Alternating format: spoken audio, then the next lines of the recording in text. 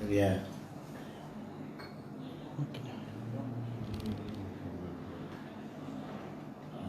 இதில் பாருங்க.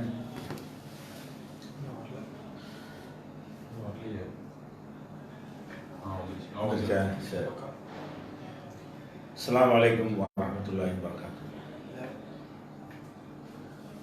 அல்ஹம்துலில்லாஹ் அல்ஹம்துலில்லாஹி நஹ்மதுஹு வ நஸ்தஈனுஹு வ நஊது பில்லாஹி மின் ஷுரூரி அன்ஃபுஸினா வ மின் ஸய்யிஆத்தி அஅமாலினா மை யஹ்திஹில்லாஹு ஃபலா முضில்ல லஹு வ மை யுضلில்ஹு ஃபலா ஹாதிய லஹு வ அஷ்ஹது அன் லா இலாஹ இல்லல்லாஹு வஹ்தஹு லா ஷரீக லஹு வ அஷ்ஹது அன்ன முஹம்மதன் அப்துஹு வ ரசூலுஹு.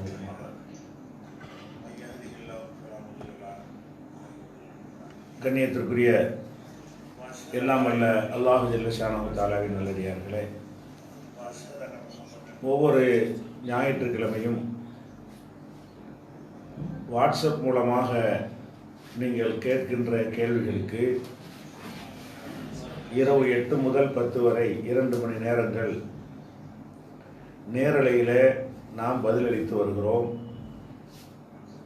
அந்த வகையில் இந்த வாரம் ஏராளமான கேள்விகள் வந்திருக்கின்றன. அந்த கேள்விகளுக்கு செல்வதற்கு முன்னால் 2-3 விஷயங்களை விளக்கிவிட்டு கேள்விக்குள்ள நம்ம சொல்லலாம். முதலாவது விஷயம் என்னன்னு கேட்டால், இந்த ஆலிம் சம்பந்தமான அதை பற்றி நிறைய பேர் என்ன எதுன்னு கேட்குறாங்க. ஆலிம்களுக்கு பயிற்சி கொடுப்பதாக சொன்னீங்களே, அது என்னன்னு கேட்கும் பொழுது, நம்ம சென்ற வாரம் இந்த ஆலிம் பயிற்சியில் சேர விரும்பக்கூடியவர்களுக்கு ஒரு மின்னஞ்சல் முகவரியை கொடுத்து அதில் உங்களுடைய விவரங்களை எல்லாம் தெரிவிங்க என்று சொல்லியிருந்தோம். ஆனால் அது சரியான மின்னஞ்சல் முகவரி தான். இருந்தாலும் ஒரு 5-6 பேர் அது மின்னஞ்சல் சரியாக சென்ட் ஆகலை என்று புகார் தெரிவித்திருந்தாங்க.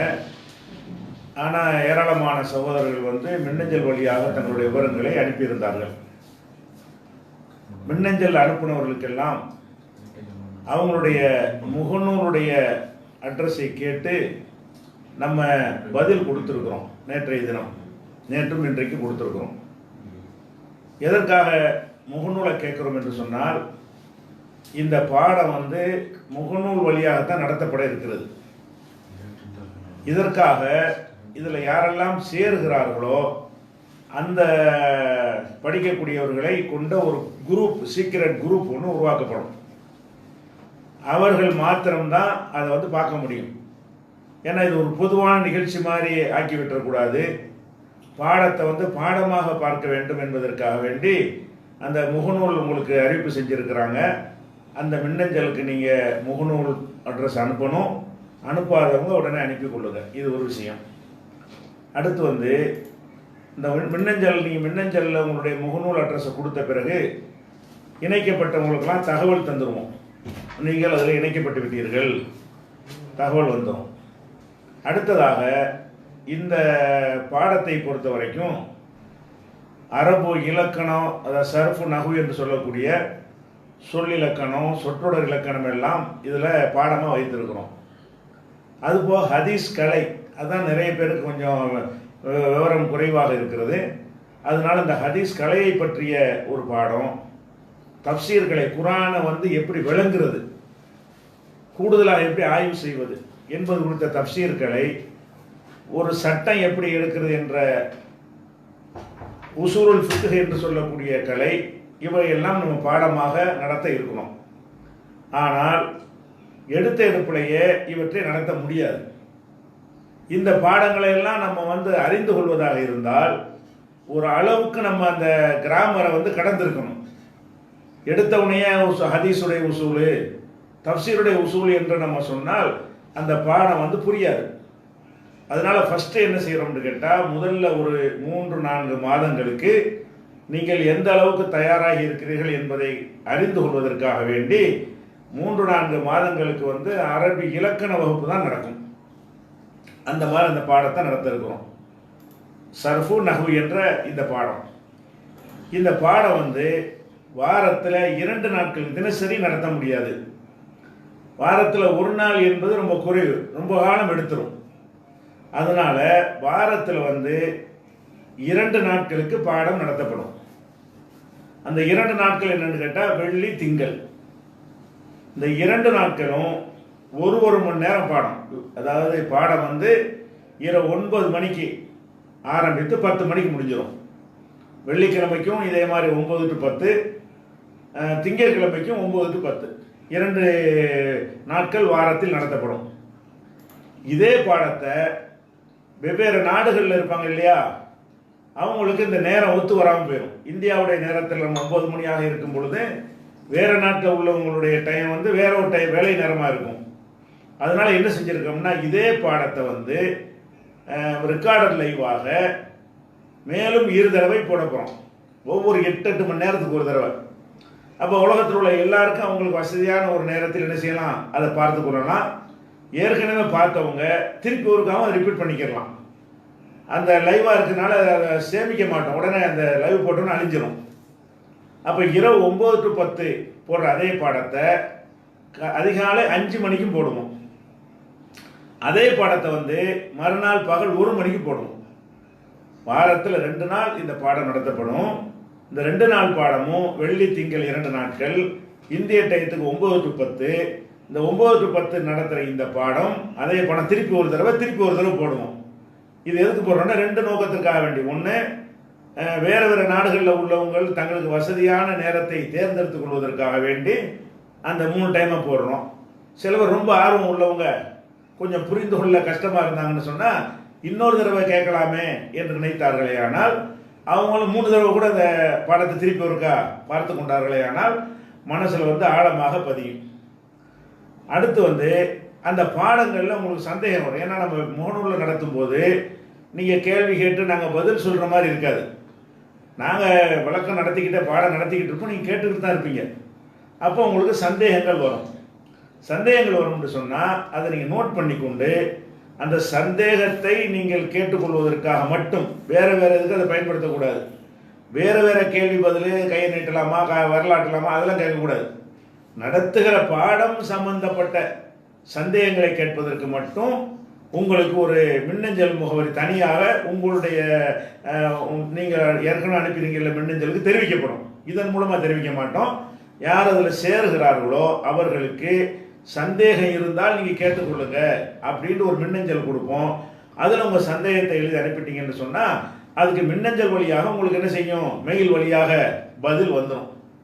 இந்த பாடம் எப்போ ஆரம்பிக்கப்படும் என்றால் சில ஏற்பாடெல்லாம் செய்ய வேண்டியிருக்கிறதுனால வர 30ஆம் தேதியிலேருந்து ஆரம்பம். வெள்ளிக்கிழமை இன்ஷா அல்லாஹ். வெள்ளிக்கிழமை இந்த 30ஆம் தேதி காரணம் என்னென்னு கேட்டால் இது வரைக்கும் 150 பேர் சேர்ந்துருக்கிறாங்க. இன்னும் ஆர்வம் உள்ளவங்க இருப்பாங்க. அவங்க நினச்ச நேரத்துலாம் சேர முடியாது இந்த பாடத்தில். இந்த 30ஆம் தேதிக்கு ஆரம்பிக்கிறதுன்னு சொன்னால் 25ஆம் தேதிக்கு உள்ள விரும்புகிறவங்க சேர்ந்து கொள்ளுங்க.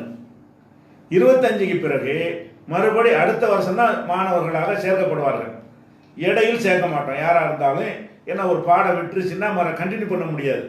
ஸ்டார்டிங்லேருந்து வந்தால் தான் அது புரியும். அதனால 30ஆம் தேதி வெள்ளிக்கிழமையிலிருந்து இந்த பாடம் வந்து இரவு 9 மணிக்கு ஆரம்பமாகிவிடும். அது 3 தடவை ரிப்பீட் செய்யப்படும். அந்த இதற்கான தகவலை நீங்கள் 25ஆம் தேதிக்குள்ள பதிவு செஞ்சிடணும். ஆலிம் குரான் ஹதீஸ் @gmail.com. ஏற்கனவே சொல்லியிருக்கோம்ல, ஆலிம் ALIM ஆலிம் குரான் QURAN குரான் ஹதீஸ் HADEES குரான் ஹதீஸ் @gmail.com.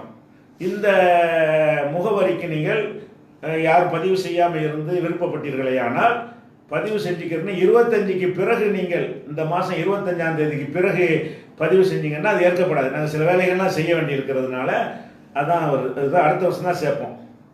இந்த அடிப்படையில் உங்களுக்கு இன்ஷா அல்லாஹ் ஆலிம் வகுப்பு சம்பந்தமாக கேட்டதற்கான பதிலை தந்துவிட்டோம். அதில் உங்களுக்கு விவரங்கள் மின்னஞ்சலில் நீங்கள் தெரிவிக்கணும். ஏற்கனவே யாரெல்லாம் மின்னஞ்சலில் அட்ரஸ் கொடுத்தீங்களோ அவங்களுக்கு வந்து உங்களுடைய முகநூல் அட்ரஸ் அனுப்புங்க என்று நம்ம மெயில் போட்டிருக்கிறோம். சரியா? இதை முதல் அறிவிப்பாக செய்து கொள்கிறோம். அடுத்ததாக இந்த கடந்த சில வாரங்களாக நம்ம இந்த கேள்வி பதிலில் உங்களுடைய கேள்விகளுக்கும் பதில் சொல்கிறோம். தௌஹீத் ஜமாத்து தமிழ்நாடு தௌஹீத் ஜமாத்து நமக்கும் உள்ள மார்க்க ரீதியான விஷயங்கள், முரண்பாடான விஷயங்களுக்கு சில விளக்கங்கள்லாம் கொடுத்துருக்குறோம். சில நிலைப்பாடு சம்பந்தமானதுக்கெல்லாம் விளக்கம் கொடுத்துருக்குறோம். அந்த விளக்கங்களுக்கெல்லாம் அவங்க தௌஹீத் ஜமாத் சார்பாக என்னென்னலாம் பதில் சொல்லாமல் இருக்கிறாங்க என்பது லிஸ்ட் மாதிரி உங்களுக்கு தந்துடுறேன். எதுக்குன்னு கேட்டால், மார்க்கம் என்று சொல்லும் பொழுது நான் தவறாக சொல்லிட்டேன்னு வைங்களேன், பகிரங்கமாக ஒத்துக்கிறணும். என் விஷயம் அல்ல அது. மார்க்கம் என்பது லட்சக்கணக்கான மக்கள் அதை கேட்குறவங்கெல்லாம் ஃபாலோ பண்ணக்கூடிய ஒரு விஷயம். நான் ஒரு தவறான ஒரு கருத்தை இஸ்லாம் என்கிற பேரில் நான் சொல்லிவிட்டு அது எனக்கு சுட்டி காட்டப்பட்டால் பகிரங்கமாக அதே வட்டத்தில் எந்த மக்களுக்கெல்லாம் அது சென்றடைஞ்சதோ அனைவரும் கேட்கிற விதமாக உடனடியாக பதறிப்போய் என்ன செஞ்சிருந்தேன், இது நான் சொன்ன தவறு, அதை நாங்கள் திருத்திக்கிட்டோம், தப்பு தான் அது என்று வெளிப்படையாக சொல்லிட வேண்டும். அப்படி சொல்லாமல் நேற்று சொன்னதுக்கு இன்னொரு விளக்கம் கொடுத்து நியாயப்படுத்தி, அதுக்கு வேற ஒரு விளக்கம் கொடுத்து, அதுக்கு இன்னொரு விளக்கம் கொடுத்து, இந்த மாதிரியான ஒரு அடிப்படை இருந்துச்சுன்னு சொன்னால் அது நேர்மையற்ற ஒரு செயலுக்கு ஒரு ஆதாரணமாகிவிடும். இப்போ உதாரணத்துக்கான சில பட்டியல் மாற்றம் போனால் நம்பர் வாரியாக பட்டியல் போடுறான். அப்போ தான் நம்பர் வாரியாக பதில் சொன்னாங்களா நீங்கள் பார்ப்பீங்க. நம்பர் வாரியான பட்டியல் என்னன்னு கேட்டால், இந்த பிறை சம்பந்தமாக கிராமவாசிகள் வந்து சொல்கிற ஹதீஸில் வந்து காலை நேரத்தில் வந்தார்கள், உடனே ரசூலுல்லாஹ் துலூ சொன்னார்கள் என்கிற ஹதீஸுக்கு அப்துல் நாசர் அறிஞர் குழுவில் இருக்கிற தௌஹீத் ஜமாத் அறிஞர் குழுவில் இருக்கிற அப்துல் நாசர் என்ன சொல்கிறாருன்னு கேட்டால், மறுநாள் தான் துலூ சொன்னாங்கன்னு இல்லாத அர்த்தத்தை சொன்னார். ஒன்று, இது என்ன செய்யணும், நான் சொன்ன அர்த்தம் சரி என்று விளக்கம் கொடுக்கணும். 3 வாரம் ஓடி போச்சு. அல்லது நான் தவறாக சொல்லிட்டேன், கௌரவம் பார்க்கக்கூடாது. ஒரு ஹதீஸில் தெரிந்து கொண்டே தப்பான அர்த்தம் கொடுக்குறது இட்டுக்கட்டுறதுலாம் சேரும், தப்பான அர்த்தத்தில் சேராது. உங்களுக்கே தெரியுது, இன்னைக்கு தான் தொழுதாங்கன்னு தெரியுது, நாளைக்கு தொழுதாங்கன்னு நீங்கள் சொன்னீங்களே, ஆனால் ஒரு ஹதீஸை உண்டாக்கிட்டீங்கன்னு அர்த்தம். ரசூல் ஸல்லல்லாஹு அலைஹி வஸல்லம் பேரில் பொய்யை இட்டு கட்டினால் அவனுடைய தங்கமிட நரகம்னு சொல்லியிருக்கும் பொழுது இந்த ஒரு விஷயத்திற்கு இன்னைக்கு வரைக்கும் என்ன செய்யலை, அது நான் சொன்ன சரிதான் என்றும் சொல்லவில்லை, மன்னிப்பு கேட்கவில்லை. அப்போ மார்க்கத்தில் விட என்னுடைய கௌரவம் பெருசு என்று நினைக்கிறாங்க. நம்பர் 1. அது மாதிரி வந்து கோவை ராமத்துல்லா என்ன செஞ்சாருன்னா, பெருநாள் தொழுகை சுன்னத்துன்னு சொன்னார். அதை நம்ம சுட்டி காட்டி கிட்டத்தட்ட மாதம் 4 ஆகிவிட்டது. ஒன்று என்ன செய்யணும், அதை நான் தவறி சொல்லிட்டேன், சுன்னத்துலாம் இல்லை அப்படி சொல்லணும். அல்லது சுன்னத்து இல்லைன்னு நம்ம ஏற்கனவே சொல்லியிருக்கிறோம்ல, தௌஹீத் ஜமாத்துலமெல்லாம் இருக்கும் பொழுது அது தப்பு, சுன்னத்துன்னு சொல்வதுதான் சரியான கருத்து என்ற ஒரு ஆர்குமெண்ட்டாக மக்கள்கிட்ட வைக்கணும். நான் வந்து சுன்னத்துன்னு சொல்லி பொய்யா சொல்லிட்டீங்க, தப்பாக சொல்லிட்டீங்கன்னு நான் சொல்கிறேன், நீங்கள் வாட்டுக்கு இந்த கால் வாங்கி இந்த கால் விட்டுட்டு போனால் மார்க்கத்தை பற்றி உங்களுடைய மதிப்பீடு என்ன, மக்களை பற்றி மக்களுடைய என்ன மாதிரி அவங்க நினைப்பாங்க, சுன்னத்துன்னு அதுக்குரிய முக்கியத்துவம் கொடுப்பாங்க, கடமைன்னா அதுக்குரிய முக்கியத்துவம் கொடுப்பாங்க. அப்போ நீங்கள் மார்க்கத்தில் உள்ள சுன்னத்துங்கிறத கொஞ்சம் கடமையற்ற ஒரு விஷயம், அதை விட்டாலும் பரவாயில்லைன்னு தான் அர்த்தம். சுன்னத்துன்னு சொன்னால், ஃபர்லுன்னு சொன்னால் கண்டிப்பாக ஃபர்லுக்கு என்ன அர்த்தம், செஞ்சா கூலி, செய்யாட்டி தண்டனை, இதுக்கு பேர் ஃபர்லு. சுன்னத்துனா என்ன, செஞ்சா நன்மை, செய்யாட்டி தண்டனை இல்லை. சுன்னத்து இப்போ லோஹர் தொழுகை இருக்குது, ஃபஜர் தொழுகை இருக்குது. அந்த ஃபஜர் தொழுகையை தொழுதால் நன்மை, தொழாவிட்டால் தண்டனை, இதுக்கு தான் கடமைன்னு சொல்வது. அந்த ஃபஜருக்கு சுன்னத்து இருக்கிறது, முன் சுன்னத்து 2 ரக்காத் இருக்குது. இந்த 2 ரக்காத்தை ஒருத்தர் தொழாட்டி எல்லாம் கேட்பானா, கேட்க மாட்டான், ஆனால் தொழுதா கூலி கொடுப்பான் நிறைய. அப்போ சுன்னத்துக்கும் ஃபர்லுக்கும் உள்ள வித்தியாசம் என்ன என்று கேட்டால், செய்யாவிட்டால் தண்டிக்கப்படுவான், அது ஃபர்லு. செய்யாவிட்டால் தண்டிக்கப்பட மாட்டான், செஞ்சா கூலி கொடுப்பான், அதுக்கு பேர் சுன்னத்து. இப்போ பெருநாள் தொழுகை வந்து நீங்கள் சுன்னத்துன்னு சொன்னால் அதுக்கு மீனிங் என்னவாயிரும், ஒருத்தர் பெருநாள் நீ தொலை வீட்டில் கூட உட்காந்துக்குவார், ஏன் சுன்னத்தானே சொன்ன நல்லா கேட்க மாட்டான்னு சொல்லும் பொழுது அந்த சந்தோஷத்தில் பங்கெடுக்க நினைச்சா எடுத்துக்கலாம். சரி நம்ம வீட்டில் ரெஸ்ட் எடுத்துக்கிறோம், பெருநாள் ராத்திரிலாம் முடிச்சிட்டோம் அப்படின்னு சொல்லிவிட்டு அப்படி அந்த அர்த்தம் வந்து அதில் பெருநாள் தொழுகை இப்போ சுன்னத்தா கடமையா. இப்போ சுன்னத்துன்னு சொல்லி நீங்கள் வரநேரி பள்ளியாசலில் வச்சுக்கிட்டு விளக்கம் கொடுத்தது என்ன ஆச்சு, அப்போ சுன்னத்துன்னா அது விளக்கணும். இல்லைன்னா இல்லை சுன்னத்தில் கட்டாயம் தான், நான் தவறாக சொல்லிட்டேன்னு சொல்லணும். சொன்னாங்களா? மார்க்க விஷயத்தில் ஒரு பிழை செஞ்சால் அதை ஓப்பனாக சொல்கிறதுக்கு என்ன உங்களுக்கு வெக்கம், கௌரவம் பெருசாக போச்சாப்ப? நீங்கள் சுன்னத்துன்னே சொல்லுங்கள், அதுக்கு ஒரு வாதமாக வச்சு சொல்லுங்கள். சுன்னத்துக்கும் நீங்கள் சொல்லணும், உங்களுக்கு உரிமை இருக்குது. அந்த வாதமாக வச்சிங்கன்னா கரெக்டாக இருந்தால் என்ன செய்வோம், நாங்களே ஏற்றுக்குருவோம், தப்பாக இருந்தால் ஆன்சர் பண்ணுவோம். நீங்கள் மௌனம் காத்தா என்ன அர்த்தம், அப்போ நம்மளை பற்றி நம்ம சொல்லிட்டோம்னா என்ன ஆகுது, நம்மளை பற்றி என்ன நினைப்பாங்க, இது தடுக்கக்கூடாது. இப்படி வந்தால் அவங்க தான் எல்லாத்தையும் வழிகெடுத்துவாங்கன்னு அர்த்தம். அதுக்கப்புறம் வந்து ஒருவர் வந்து ஒரு சட்டத்தை சொல்கிறாங்க, இதெல்லாம் நான் கேட்ட கேள்விகள். நம்பர் 3 ஒருத்தர் இஸ்லாத்தை சாயந்தரம் 4 மணிக்கு இருக்கிறார், ஒருத்தர் இஸ்லாத்தை தழுவுறாரு. 4 மணிக்கு தழுவுனாருன்னா 4 மணிக்கு நோன்பு வச்சிடணுமா, கட்டாய கடமையா? நோன்பு எப்படிப்பட்டது? அப்போ எப்போ தழுவுறாரு அப்போ நோன்பு வச்சிடணும் அப்படின்னு ராமத்துல்லா வந்து பத்துவா கொடுத்தாரு. இதெல்லாம் நம்ம வெளியேறி வந்த பிறகு உள்ள பத்துவாக்கள் இதெல்லாம். அப்போ இதுதான் சட்டமா? நோன்புன்னா அதுக்கு ஒரு 1/2 மணி நேரம் முடிவு நேரம்னு ஒன்று இருக்குது. 1/2 மணி நேரம் இல்லாட்டி முடிஞ்சு போச்சுக்காத, வைக்க முடியாது, மறுநாள் தான் வைக்கலாம் நோன்பை. சாதாரணமாக எல்லாருக்கும் தெரிஞ்ச விஷயம். பிறை புஸ்தகத்தில் என்ன செஞ்சிருக்கிறோம், விரிவாக நம்ம இது குறித்தெல்லாம் எழுதி இருக்கிறோம். அதுக்கு மாற்றமாக எப்போ 5 மணிக்கு இஸ்லாத்தை ஏற்றாங்க கூட 5:30 மணிக்கு நோன்பு திறக்கிறதா இருந்தாலும் 1/2 மணி நேரம் நோன்பு வைக்கணும். 1/2 மணி நேரம் 1/4 மணி நேரம் நோம்புலாம் இருக்குதா? ஏன் இப்படி துணிஞ்சு நீங்கள் சொல்கிறீங்க? அல்ல அதுக்குள்ள ஆதாரம் என்ன என்று கேட்டாங்களா? பதில் சொன்னாங்களா? அதாவது மார்க்க ரீதியாக நான் என்ன கேள்வி கேட்கணும்னா அதுக்கு பதிலே இல்லை. வேற மேடையில் கூட திட்ட தெரியுது, சகோபாக்களே அப்படி கொந்தளிக்கிறாங்க பொய்யான ஒரு விஷயத்துக்கு.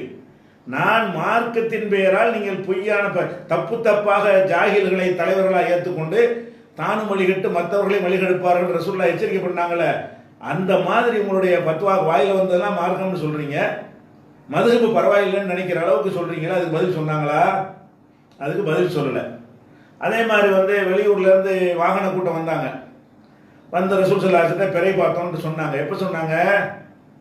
பகலின் கடைசின்னு வருது. பகலின் கடைசின்னா ஏறக்குறைய மகரிபுக்கு முன்னாடி, கொஞ்சம் நேரத்துக்கு முன்னாடி சொன்னோன்னு என்ன செஞ்சாங்க, முதல் நாள் மகரிபுல பார்த்த பிறைய அடுத்த நாள் மகரிபு கிட்ட வந்து சொல்றாங்க. அப்போ ரசூல் ஸல்லல்லாஹு என்ன செய்யறாங்கன்னா, நீங்கள் போய் உங்கள் வீட்டில் போய் என்ன ஊரில் போய் உங்கள் சல்லாவில் தொழுவுங்க, நீங்கள் புறப்படுங்கன்னு சொல்லி அனுப்பி வச்சுட்டாங்க. இது ஹதீஸு. ராமத்துல நெஞ்சாரு இதில் எட்டு கட்டினார். ஹதீஸுங்கிற பேர் நெஞ்சாரு அவங்க வந்து பிறைய சொன்னாங்களா, நீங்கள் இங்கே எங்களோட தங்கி விட்டு காலைல எங்களோட பெண்ணா தொழுவிட்டு நீங்கள் போங்கன்னு சொன்னார்கள். இப்படி ஹதீஸ் இல்லை. இப்படி ஹதீஸ் இருந்ததாக என்ன சொன்னார்? ஏன் போய் சொல்றீங்க? இல்லாத எந்த ஹதீஸ், எந்த கிதாப் அது, அதுக்குரிய வாசனை என்ன அப்படின்னு நம்ம கேட்டோம். பதில் சொல்லலை.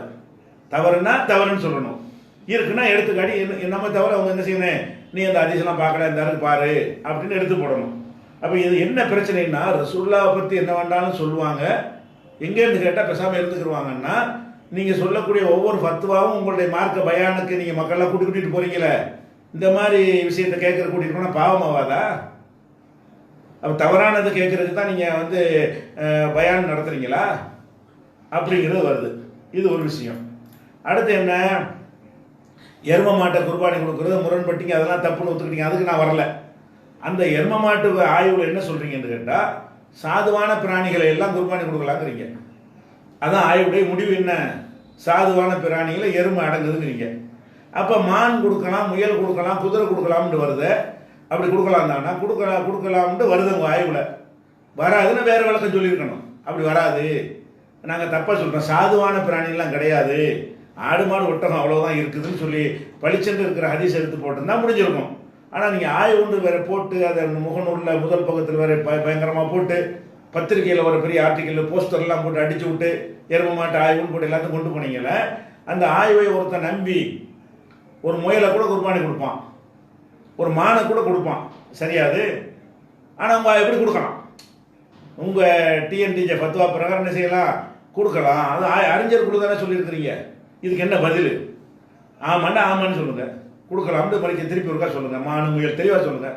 சாதுவான பிராணிகள் எது நம்ம ஊரில் இருக்குது அதை கொடுக்கலாம், எதை எல்லாம் நமக்கு தந்திருக்கிறான்னு அதை கொடுக்கலாம்னுலாம் எழுதியிருக்கிறீங்க. தந்ததெல்லாம் கொடுக்கல, இருக்கிறத தான் கொடுக்கணும். அல்லாஹ் எதை குர்பானிக்கு உள்ளதாக ரசூல் மூலமாக காட்டி தந்தானோ அதை தான் கொடுக்கணும். அதில் நீங்கள் தப்பு செஞ்சீங்க. அடுத்து என்னென்னு 5 கேள்வியாச்சு. நம்பர் 5 கேள்வி நம்பர் 5. கேள்வி நம்பர் 6 என்னன்னு கேட்டால், இப்போ 4 சாட்சி சம்பந்தமாக பொதுக்குழு ஒன்று சொன்னீங்க, மைசூரில் நம்ம ஒன்று சொன்னோம், அதுக்கு மாற்றம் நீங்கள்.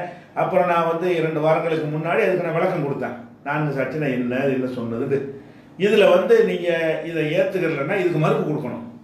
4 சாட்சிகள் வந்து வச்சு தான் நிரூபிச்சிருக்கிறாங்க, ரசூலுல்லாஹ் காலத்தில் இது நடந்திருக்குது, அதானே பொய்ங்கிறீங்க, அதான் தப்புங்கிறீங்க.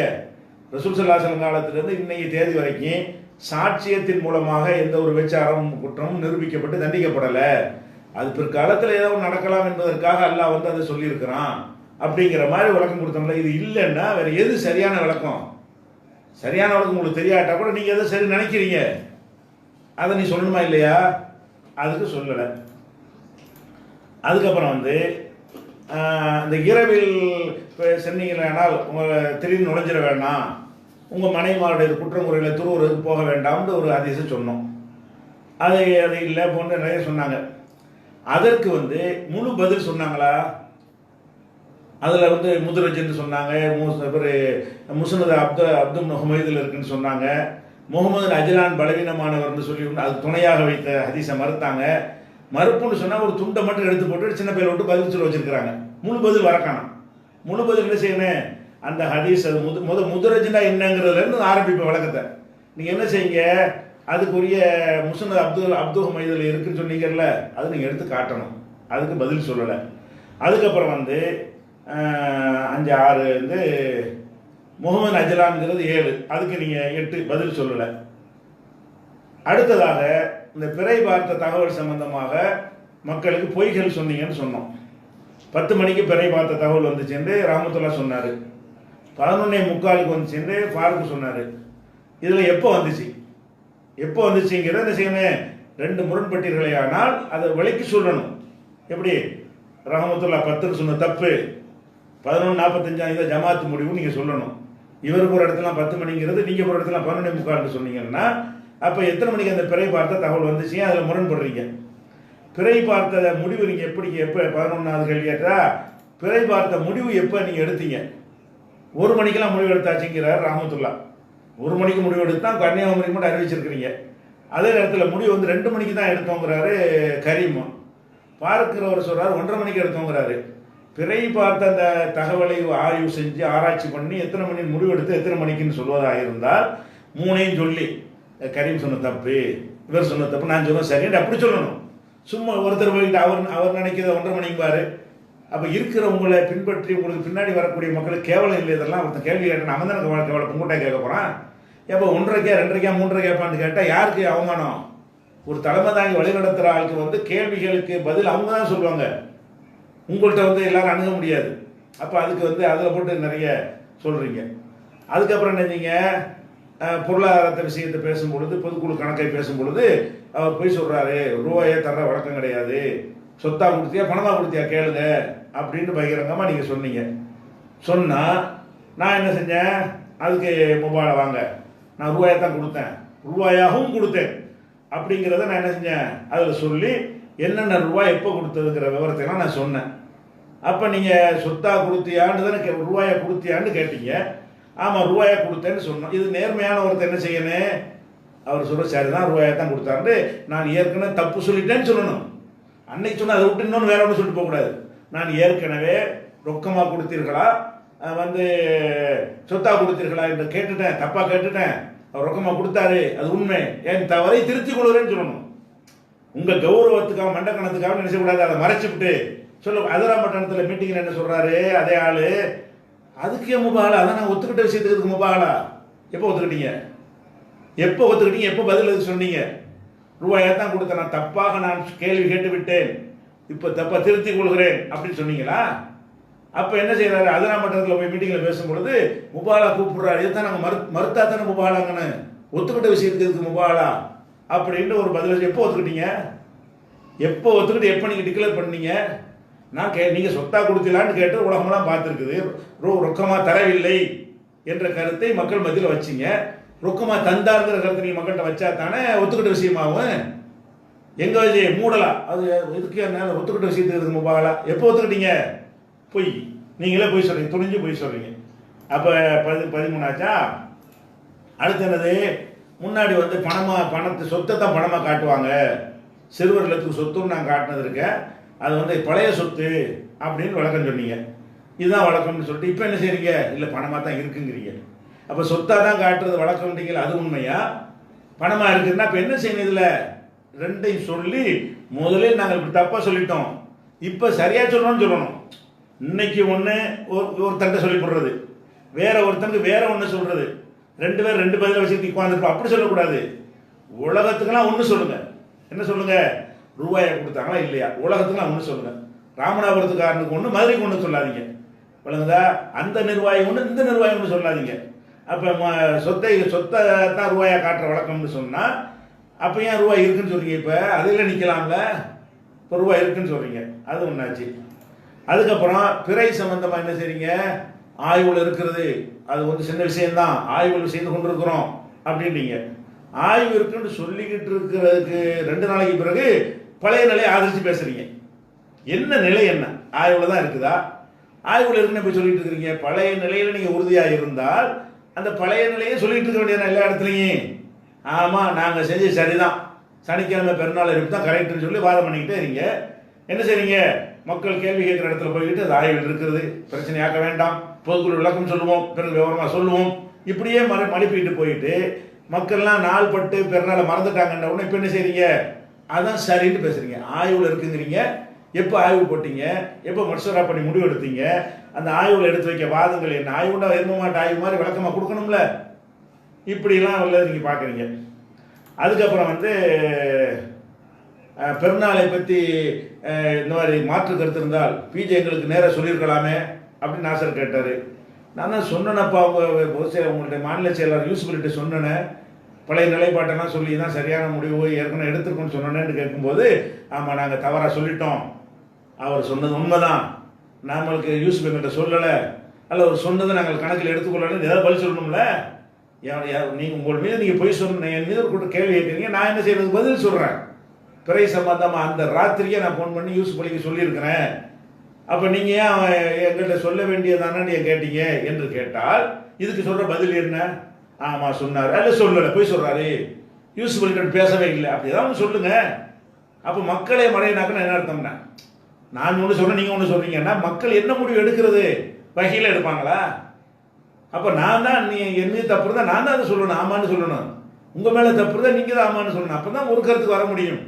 நான் சொன்னதில் நிற்கிறேன், நீங்கள் சொன்னது ரெண்டா எப்படி முடிவுக்கு வர முடியும்? எதுக்காக இதை மறைக்கிறீங்க? அது முந்தி ஒரு நிலைப்பாடு இருக்கு, அதை மாற்றினீங்க. பிறை வந்து இப்போ இத்தனை மணிக்கு மேலே வந்தால் உள்நோக்கத்தோடு சொல்கிறாங்க, அந்த தகவலை எடுத்துக்கொள்ளக்கூடாதுன்னு ஒரு நிலைப்பாடு இருந்துச்சு, அதை ஏன் மாற்றினீங்க அப்படின்னு கேட்டாங்களா? அப்படிலாம் நிலைப்பாடு கிடையாதுன்னு அதை சொல்லுங்கள். மாற்றினீங்கன்னா எந்த ஆராய்ச்சி நடிப்பில் மாற்றினீங்க மக்களுக்கு விளக்குங்க. ஒரு நாள் எப்படி மாற்றினீங்க?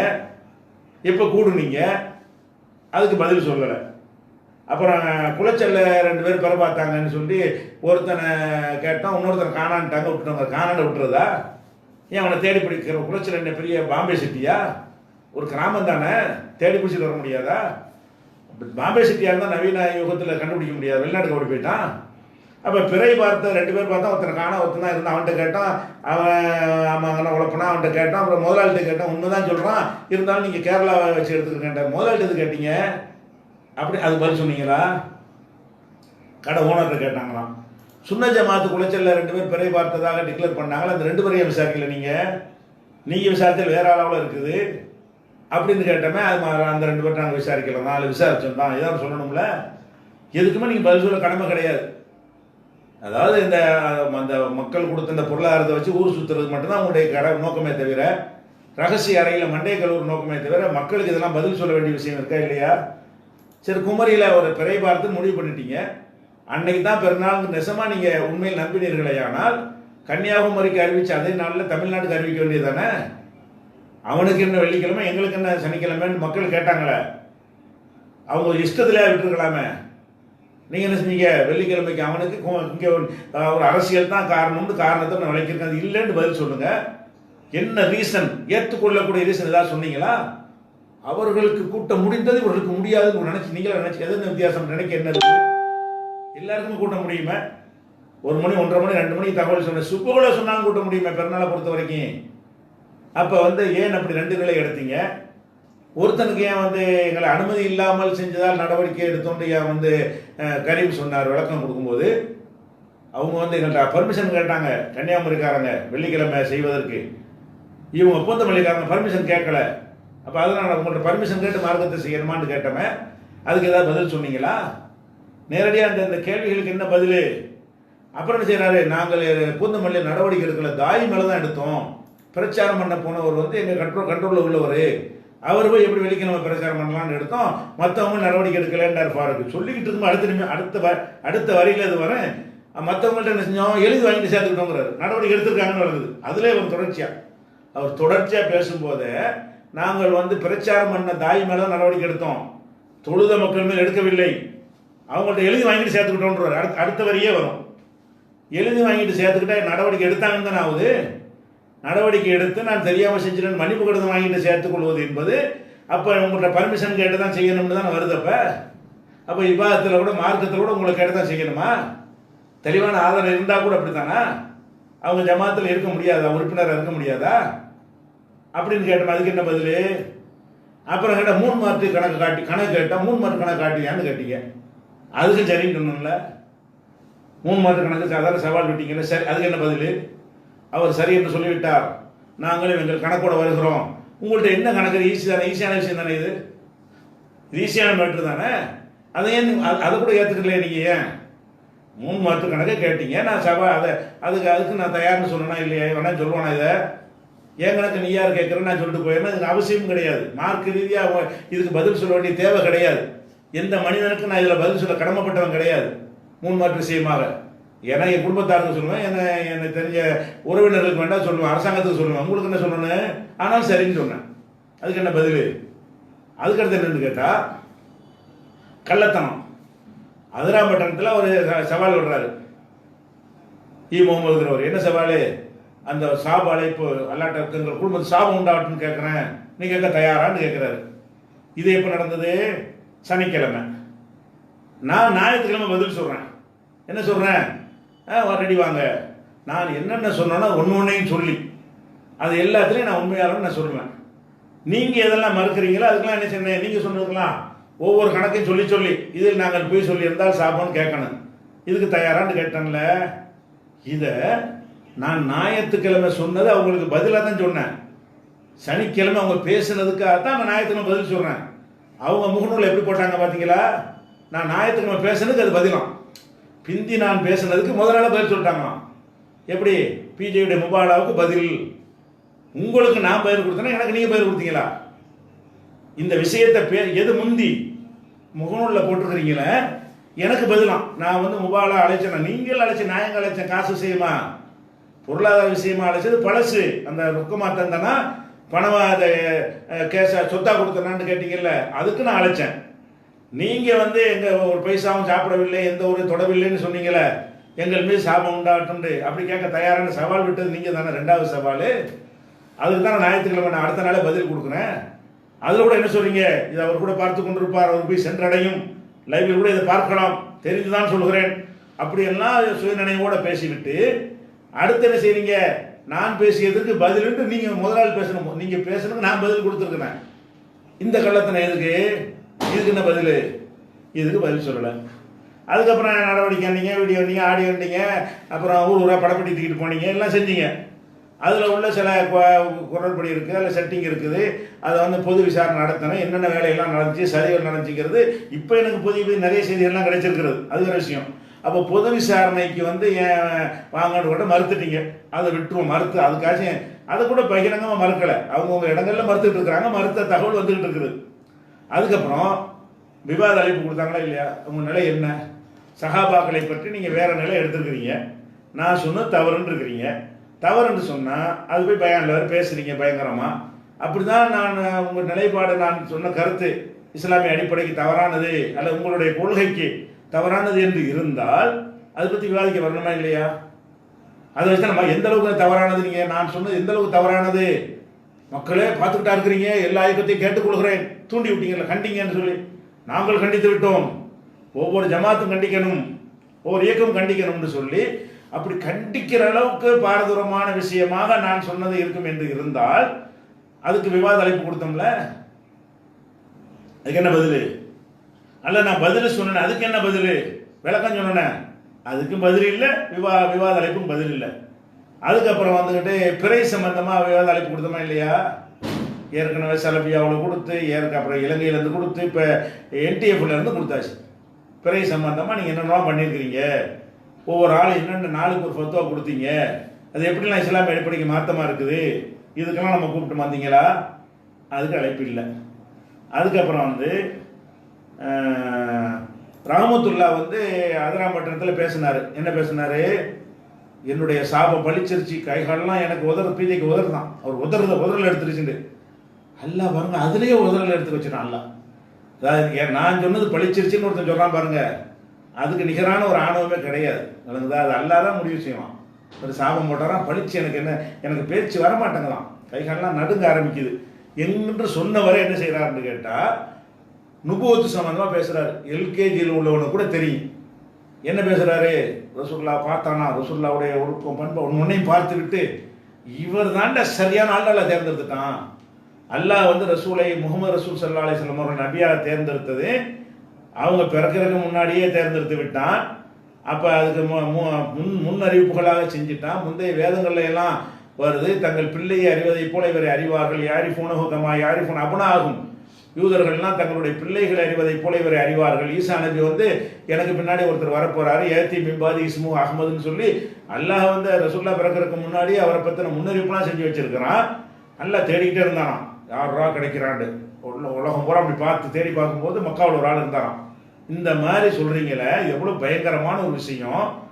யாருக்கு உதறல் எடுத்துச்சு?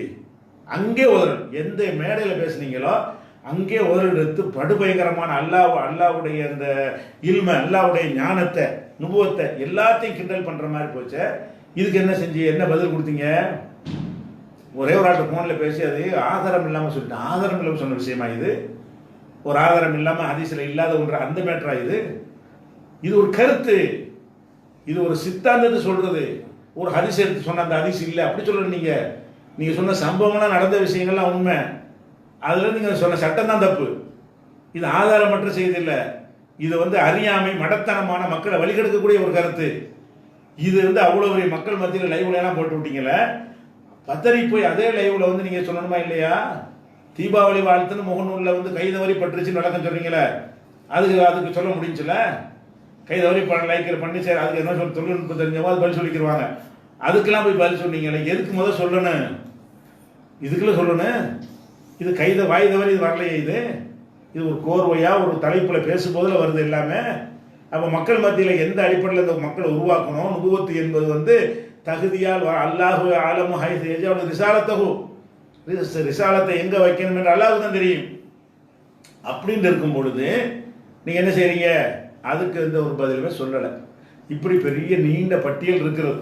இப்போ அந்த ஹதீஸ் சம்பந்தமாக மட்டும் சில மாணவர்களை கொண்டு என்ன செய்கிறாங்க, அதை பிஞ்சில பழுத்த மாதிரி வார்த்தைகள்லாம் போட்டு அப்படிப்பட்ட மாணவர்கள் உருவாக்கிட்டு இருக்கிறாங்க.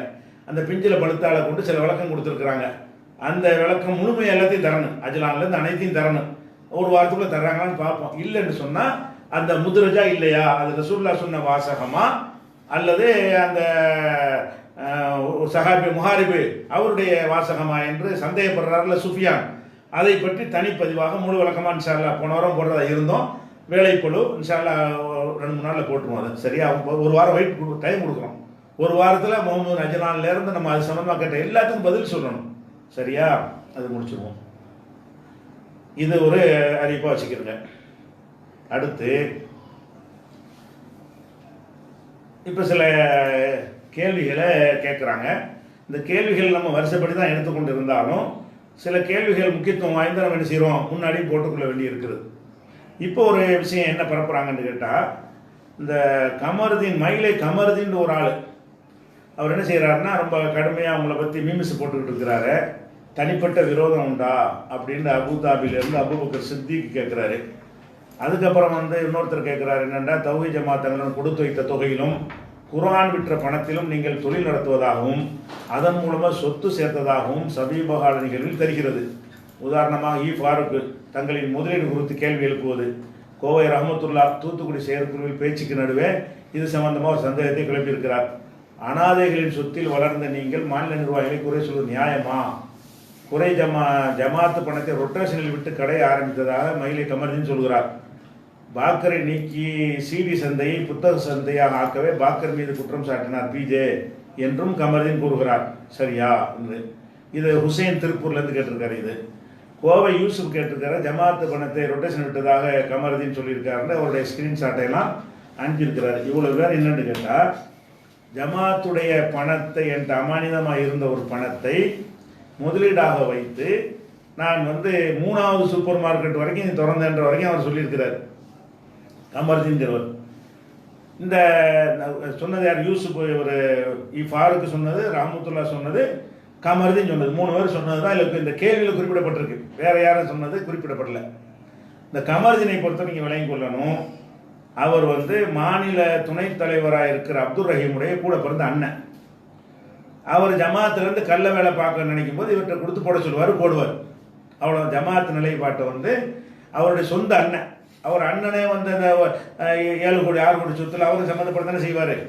பொருளாதார மோசடி நடக்குதுன்னு சொன்னால் அந்த நிர்வாகிகள் அத்தனை பேர் மேலே இருந்தாலும் அந்த குற்றச்சாட்டு வைக்கிறோம். அண்ணனு தம்பிக்கு வருமா இல்லையா? அதுக்காக என்ன செய்கிறாருன்னு கேட்டால், அண்ணனை விட்டு இப்படி போட்டு விடுங்க, நீ நேர சொல்ல வேண்டியதானப்பா. உன்னுடைய பொருளாதாரத்தை ரொட்டேஷன் விட்டேன்னு சொன்னால் நிர்வாகத்தில் உள்ள ஆளுக்கு டைரெக்டாக சொல்ல வேண்டியதானே. அப்போ இவருடைய சொந்த அண்ணன், அவருடைய மகன் ஒரு பையன் எம்ஐஎஸ்சி படிச்சுட்டு அவர் ஜமாத்தில் தாயா இருக்கிறாரு. அப்போ மகன் தாயா இருக்கிறதுனாலையும் தம்பிக்காரர் மாநில நிர்வாகியாக இருக்கிறதுனாலையும் அவங்க என்ன போட நினைக்கிறாங்களோ ஒரு கள்ள ஐடியாவும் இருக்கக்கூடாது, அது கள்ள ஐடியாவும் இருக்கணும். அப்படி இருக்கணும். அந்த கலீல் ரசூல் சொல்லுவார்ல, கல்லடி நொல்லடி, நொல்லடியில் ஒன்று இருக்கட்டுமே என்பதற்காக வேண்டி தான் இந்த கமருதீனை விட்டு என்ன செய்வாங்க, அவங்க என்ன மாதிரி திட்டம் நினைக்கிறாங்களோ அப்படி போட்டு நீ போடு. அவர் தம்பிக்காக வேண்டி, தம்பி இருக்கிற ஜமாத்துக்காக வேண்டி போடுறாரு. அதில் முதல்ல ஒரு விஷயம் என்னன்னு கேட்டால், அதில் எந்த மாதிரி அறிவார்ந்த விஷயம் அதில் இருக்குதா? என்ன கேட்குறாரு, பாக்கர் மேலே நடவடிக்கை எடுத்ததே தப்புங்கிறார் கமருதீன். எப்படி தப்பான்? அவர் வந்து இந்த சீடியை வச்சுக்கிட்டு மீடியாவில் சம்பாரிச்சிட்டு இருந்தார். அதை புத்தக சந்தைக்கு மாற்றுவதற்காக வேண்டி தான் பிஜே வந்து நடவடிக்கை எடுத்தார். யார் மேலே? பாக்கர் மேலே நடவடிக்கை எடுத்தாங்க. சரி, இந்த பாக்கர் மேலே அதுதான் நடவடிக்கை எடுத்ததுன்னு சொன்னால், பாக்கர் மேலே நடவடிக்கை எடுக்கும் பொழுது யாரெல்லாம் ஜமாத்தில் இருந்தார்களோ அவங்க எல்லாத்தையும் வெளியேற்றும். முதல்லப்போ நான் எடுத்தேன்னா இப்போ இருக்கிற நிர்வாகிகள் அதில் இருந்தாங்களா? அது பிஜே பாக்கர் மேலே நடவடிக்கை நானா எடுத்தேன்? பாக்கர் மீது நடவடிக்கை எடுக்கும்போது நான் நிர்வாகியாக இருந்தேனா? நானும் பாக்கர்லாம் விலகி விட்டு அல்தாபி தலைவராகவும் அப்துல் ஹமீது பாய் இப்போ தணிக்கைக்குள்ளே போட்டுருக்கிறீங்களே அவரை பொதுச்செயலாளராகவும் போட்டு இப்போ சாதிக்கு உட்பட இப்போ யாரெல்லாம் இருக்கிறாங்களோ பெரும்பாலும் எல்லாருமே இருந்தாளுக்கு தான். இவங்கெல்லாம் இருந்து தான் பாக்கர் மேல் நடவடிக்கை எடுத்தாங்களா? நான் எடுத்தேனா? நான் நிர்வாகத்தில் இல்லையே. என்னை சிறப்பழைப்பாக கூப்பிட்டு அதை விசாரிக்க கூப்பிட்டுக்கு நான் போயிருக்கேனே தவிர, அப்போ பாக்கர் மீது நடவடிக்கை எடுக்கும்போது நான் இல்லை. அப்போ நான் இல்லாத என்ன செய்கிறாரு, கமருதீன் பதிய வைக்கிறாரு, இந்த பாக்கர் வந்து சிடி மூலமாக சம்பாதிக்கிறாரு. சிடியிலேருந்து புத்தக சந்தைக்கு எப்படி மாறுறது? சிடி வாங்கினாலும் சிடி தான் வாங்குவான். சிடியிலேருந்து புத்தக சந்தைக்கு மாத்திரக்கு நான் செஞ்சேன். புத்தக சந்தையாக்கி மூன் பப்ளிகேஷன் அப்போவே பிடிச்சிருக்குது. அவர் மீடியாவில் போட்டுட்டு இருக்கிற காலத்தில் இருந்த நான் வந்து குரான் மூன் பப்ளிகேஷனில் போட ஆரம்பிச்சிட்டேன். அதுக்கு பிறகு நான் ஆரம்பிக்கலை. அப்போ என்ன செய்கிறாரு, சிடி சந்தையிலிருந்து காப்பாற்றுவதற்காக வேண்டி அவர் பொய் சொல்லி பாக்கர் மேல் நடவடிக்கை எடுத்தாங்கன்னு சொல்கிறாரு. சரியான ஆளாக இருந்தால், உண்மையான ஆளாக இருந்தால் இதில் யார் எடுத்தாங்க அத்தனை பேரும் இப்போ ஒரு பேரை போடு. அப்போது நிர்வாகியாக இருந்த ஆளுக்க யார்? அல்தாஃபி உங்கள்கிட்ட இல்லை, மீது எல்லாம் இருக்கிறாங்களே. அல்தாஃபி இல்லை, நான் இல்லை, பாக்கர் மேல் நடவடிக்கை எடுத்த குழுவில் இப்போ நிர்வாகத்தில் நாங்கள் இல்லை. அப்போ இருக்கிற 50 பேருக்கும் ஒரு சொல்லுங்கள், எல்லாம் கடத்தனம் பண்ணிட்டாங்க சரிதானப்ப. அப்போ எல்லாரும் எல்லாம் அயோக்கியர்கள் சொல்ல வர்றார். தௌஹீத் ஜமாத்தில் இருக்கிற எல்லாருமே பாக்கரை திட்டமிட்டு பழி வாங்கினார்கள். இதுதான் அதில் உள்ள விஷயம். இதுக்கு ஒரு பதிலாக வச்சுக்கிறோம் ஃபர்ஸ்ட்டு. இரண்டாவதாக சிடியிலேருந்து சிடி வந்து அவர் விற்றாரு. அதுக்கு பிறகு சிடி ஜமாத் விற்கிறாங்க. நான் சிடி விற்கவே இல்லை, அந்த சந்தைக்கு போகவே இல்லை. இன்னைக்கு வரைக்கும் நான் சிடி வியாபாரம் பண்ணுறேன்னா, நான் ரெக்கார்ட் பண்ணி விற்கிறேன்னா? தௌஹீத் ஜமாத்தில் ரெக்கார்ட் பண்ணி வியாபாரம் பண்ணாங்க. என்னுடைய சிடிலாம் போட்டு சில தனி நபர்கள் பண்ணினாங்க. மீடியா வேல்டு இருக்கும், மீடியா வேல்டு பண்ணாங்க. நான் அதுக்கு எனக்கு என்ன கண்ணை உறுத்துதுன்னு, கண்ணை உறுத்துனா அப்புறமேல் தௌஹீத் ஜமாத் செய்கிறத நான் நிப்பாட்டிருக்கணும்ல. அப்போ சிடி அப்படியெல்லாம் கொண்டு வந்துட்டு செய்கிறாரு. அது ஒரு வாதத்தை வைக்கிறாரு. மடமைக்கு தான் சொல்கிறான். அதாவது மூளை அங்கே மேலே தான் குழம்பிருச்சுன்னு சொன்னால் கள்ள வேலை பார்க்குற ஆளுகளுக்குமா குழம்பி போயிடுறேன். இப்படியான ஒரு வாதத்தை வைக்கிறாங்க. அடுத்து வந்து இந்த பணத்தை வச்சு தான் ரொட்டேஷன் பண்ணி செஞ்சால் அந்த நன்றி கூட இருக்க வேண்டாமாங்கிறார். அப்போ என்ன அர்த்தம்? எல்லாம் சேர்ந்து கள்ளத்தனம் பண்ணோங்கிற அர்த்தம். அதுக்கு நன்றின்னா என்ன அர்த்தம்? நன்றின்னு சொன்னால் நீங்கள் நல்லா பெரிய கடை வச்சு முதலாளி ஆக்கிருங்க அப்படின்ட்டு ஒரு தம்பி உள்பட எல்லாரும் சேர்ந்து என்கிட்ட தந்த மாதிரி நான் நன்றி கேட்டு நடந்தோம், அதான் அர்த்தம். நன்றி கூட இருக்க வேண்டாமான்னா நாங்கள் ரொட்டேஷன் பண்ணுறதுக்கு தான் கொடுத்தோன்ற அர்த்தம் வந்துடுது. நன்றின்னா என்ன அர்த்தம்? நீங்கள் நான் அந்த உங்கள் பணத்தை வைத்து, ஜமாத் பணத்தை வைத்து நான் தொழில் நடத்துவதற்கு அத்தனை பேரும் மனம் வந்து என்ற தொழிலுக்கு போட்டுக்கிறதுங்கன்னு தந்தார்கள், விருப்பம் போல புந்து விளையாட்டுக்குங்கன்னு சொன்னார்கள், அதுக்கு நீங்கள் நன்றி செலுத்த வேண்டாமா அப்படிங்கிறாரு. அப்போனா என்ன அர்த்தம்? எல்லாருக்கும் எல்லாமே கலப்பையில் ஆக்கிட்டா இருப்பேன். என்னையை குறைச்சவர்கள் வந்துவிட்டு எல்லாம் சேர்ந்து நினைஞ்சிருக்கிறாங்க, கள்ளத்தனத்துக்கு உடந்தையாக இருக்காங்கன்ட்டு ஆகுது. அவங்கெல்லாம் சேர்ந்து என்னை விட்டு தந்தா தான் நன்றி செலுத்தணும். அது ஒரு விஷயம். அது போச்சா. அடுத்து ரஹ்மத்துல்லா சொல்கிறார், பாருக்கு சொல்கிறாருங்க, தெளிவாக சொல்லி என்ன ரொட்டேஷன் பண்ண? நீ பணத்தை எப்போ கொடுத்த? நீ கேட்ட நிமிஷம்லாம் உடனே தந்தனா இல்லையா? பண விஷயத்தை நல்லா விளைக்குங்க. நான் நிர்வாகத்தில் இல்லாமல் அல்தாஃபி நிர்வாகத்தில் இருக்கக்கூடிய நேரத்தில் தானே அந்த பணத்தை நீங்கள் பாதுகாப்புக்கு என்கிட்ட கொடுத்தீங்க. நானே போய் கேட்டேன். நான் நிர்வாகத்தில் இருந்தேன். நான் நிர்வாகத்தில் இருந்தால் கூட ரொட்டேஷன் பண்ணிக்கலாம் இல்லையா? நான் நிர்வாகத்தில் இல்லாமல் அமானிதமாக கொடுத்தா எப்போ வேண்டாலும் கேட்பாங்களே என்கிட்ட. எப்போ வேண்டாலும் கேட்பார்கள்னு இருக்கிற ஒரு பணத்தை வேணா ரொட்டேஷன் பண்ணுவானா? நீங்கள் அமானிதமாக கொடுக்குறீங்க, இன்னைக்கும் கேட்பீங்க, நாளைக்கும் கேட்பீங்க, அடுத்த வாரம் கூட கேட்பீங்க. அப்போ எந்த ஒரு நிமிஷமும் கேட்பீர்கள் என்று நிர்வாகம் தனியாக இருக்கிறது. அப்போ என்ன சொன்னாங்க?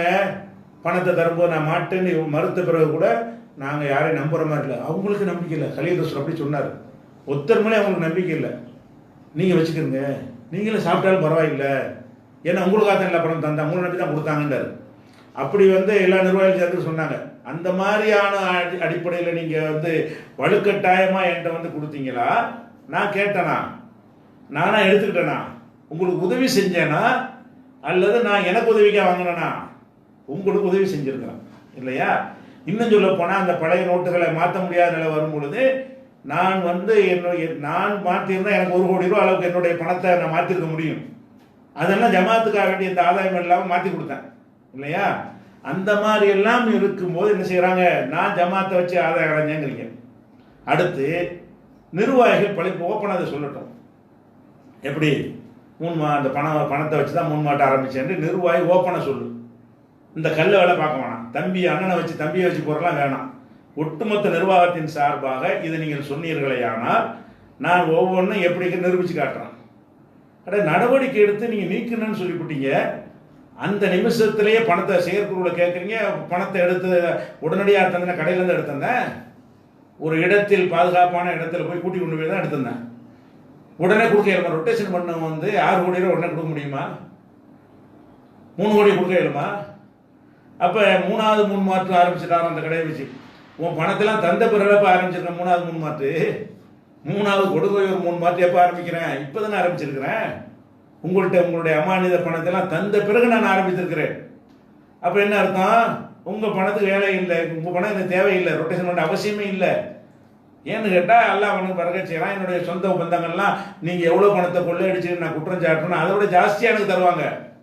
அந்த மாதிரியான என்னுடைய உறவினர்கள்லாம் இருக்கிறாங்க. அதனால ஏதாவது தான் செஞ்சிருப்பான்னு நினச்சிக்கிட்டு சொல்வதற்கு ஒரு அயோக்கியத்தனம்.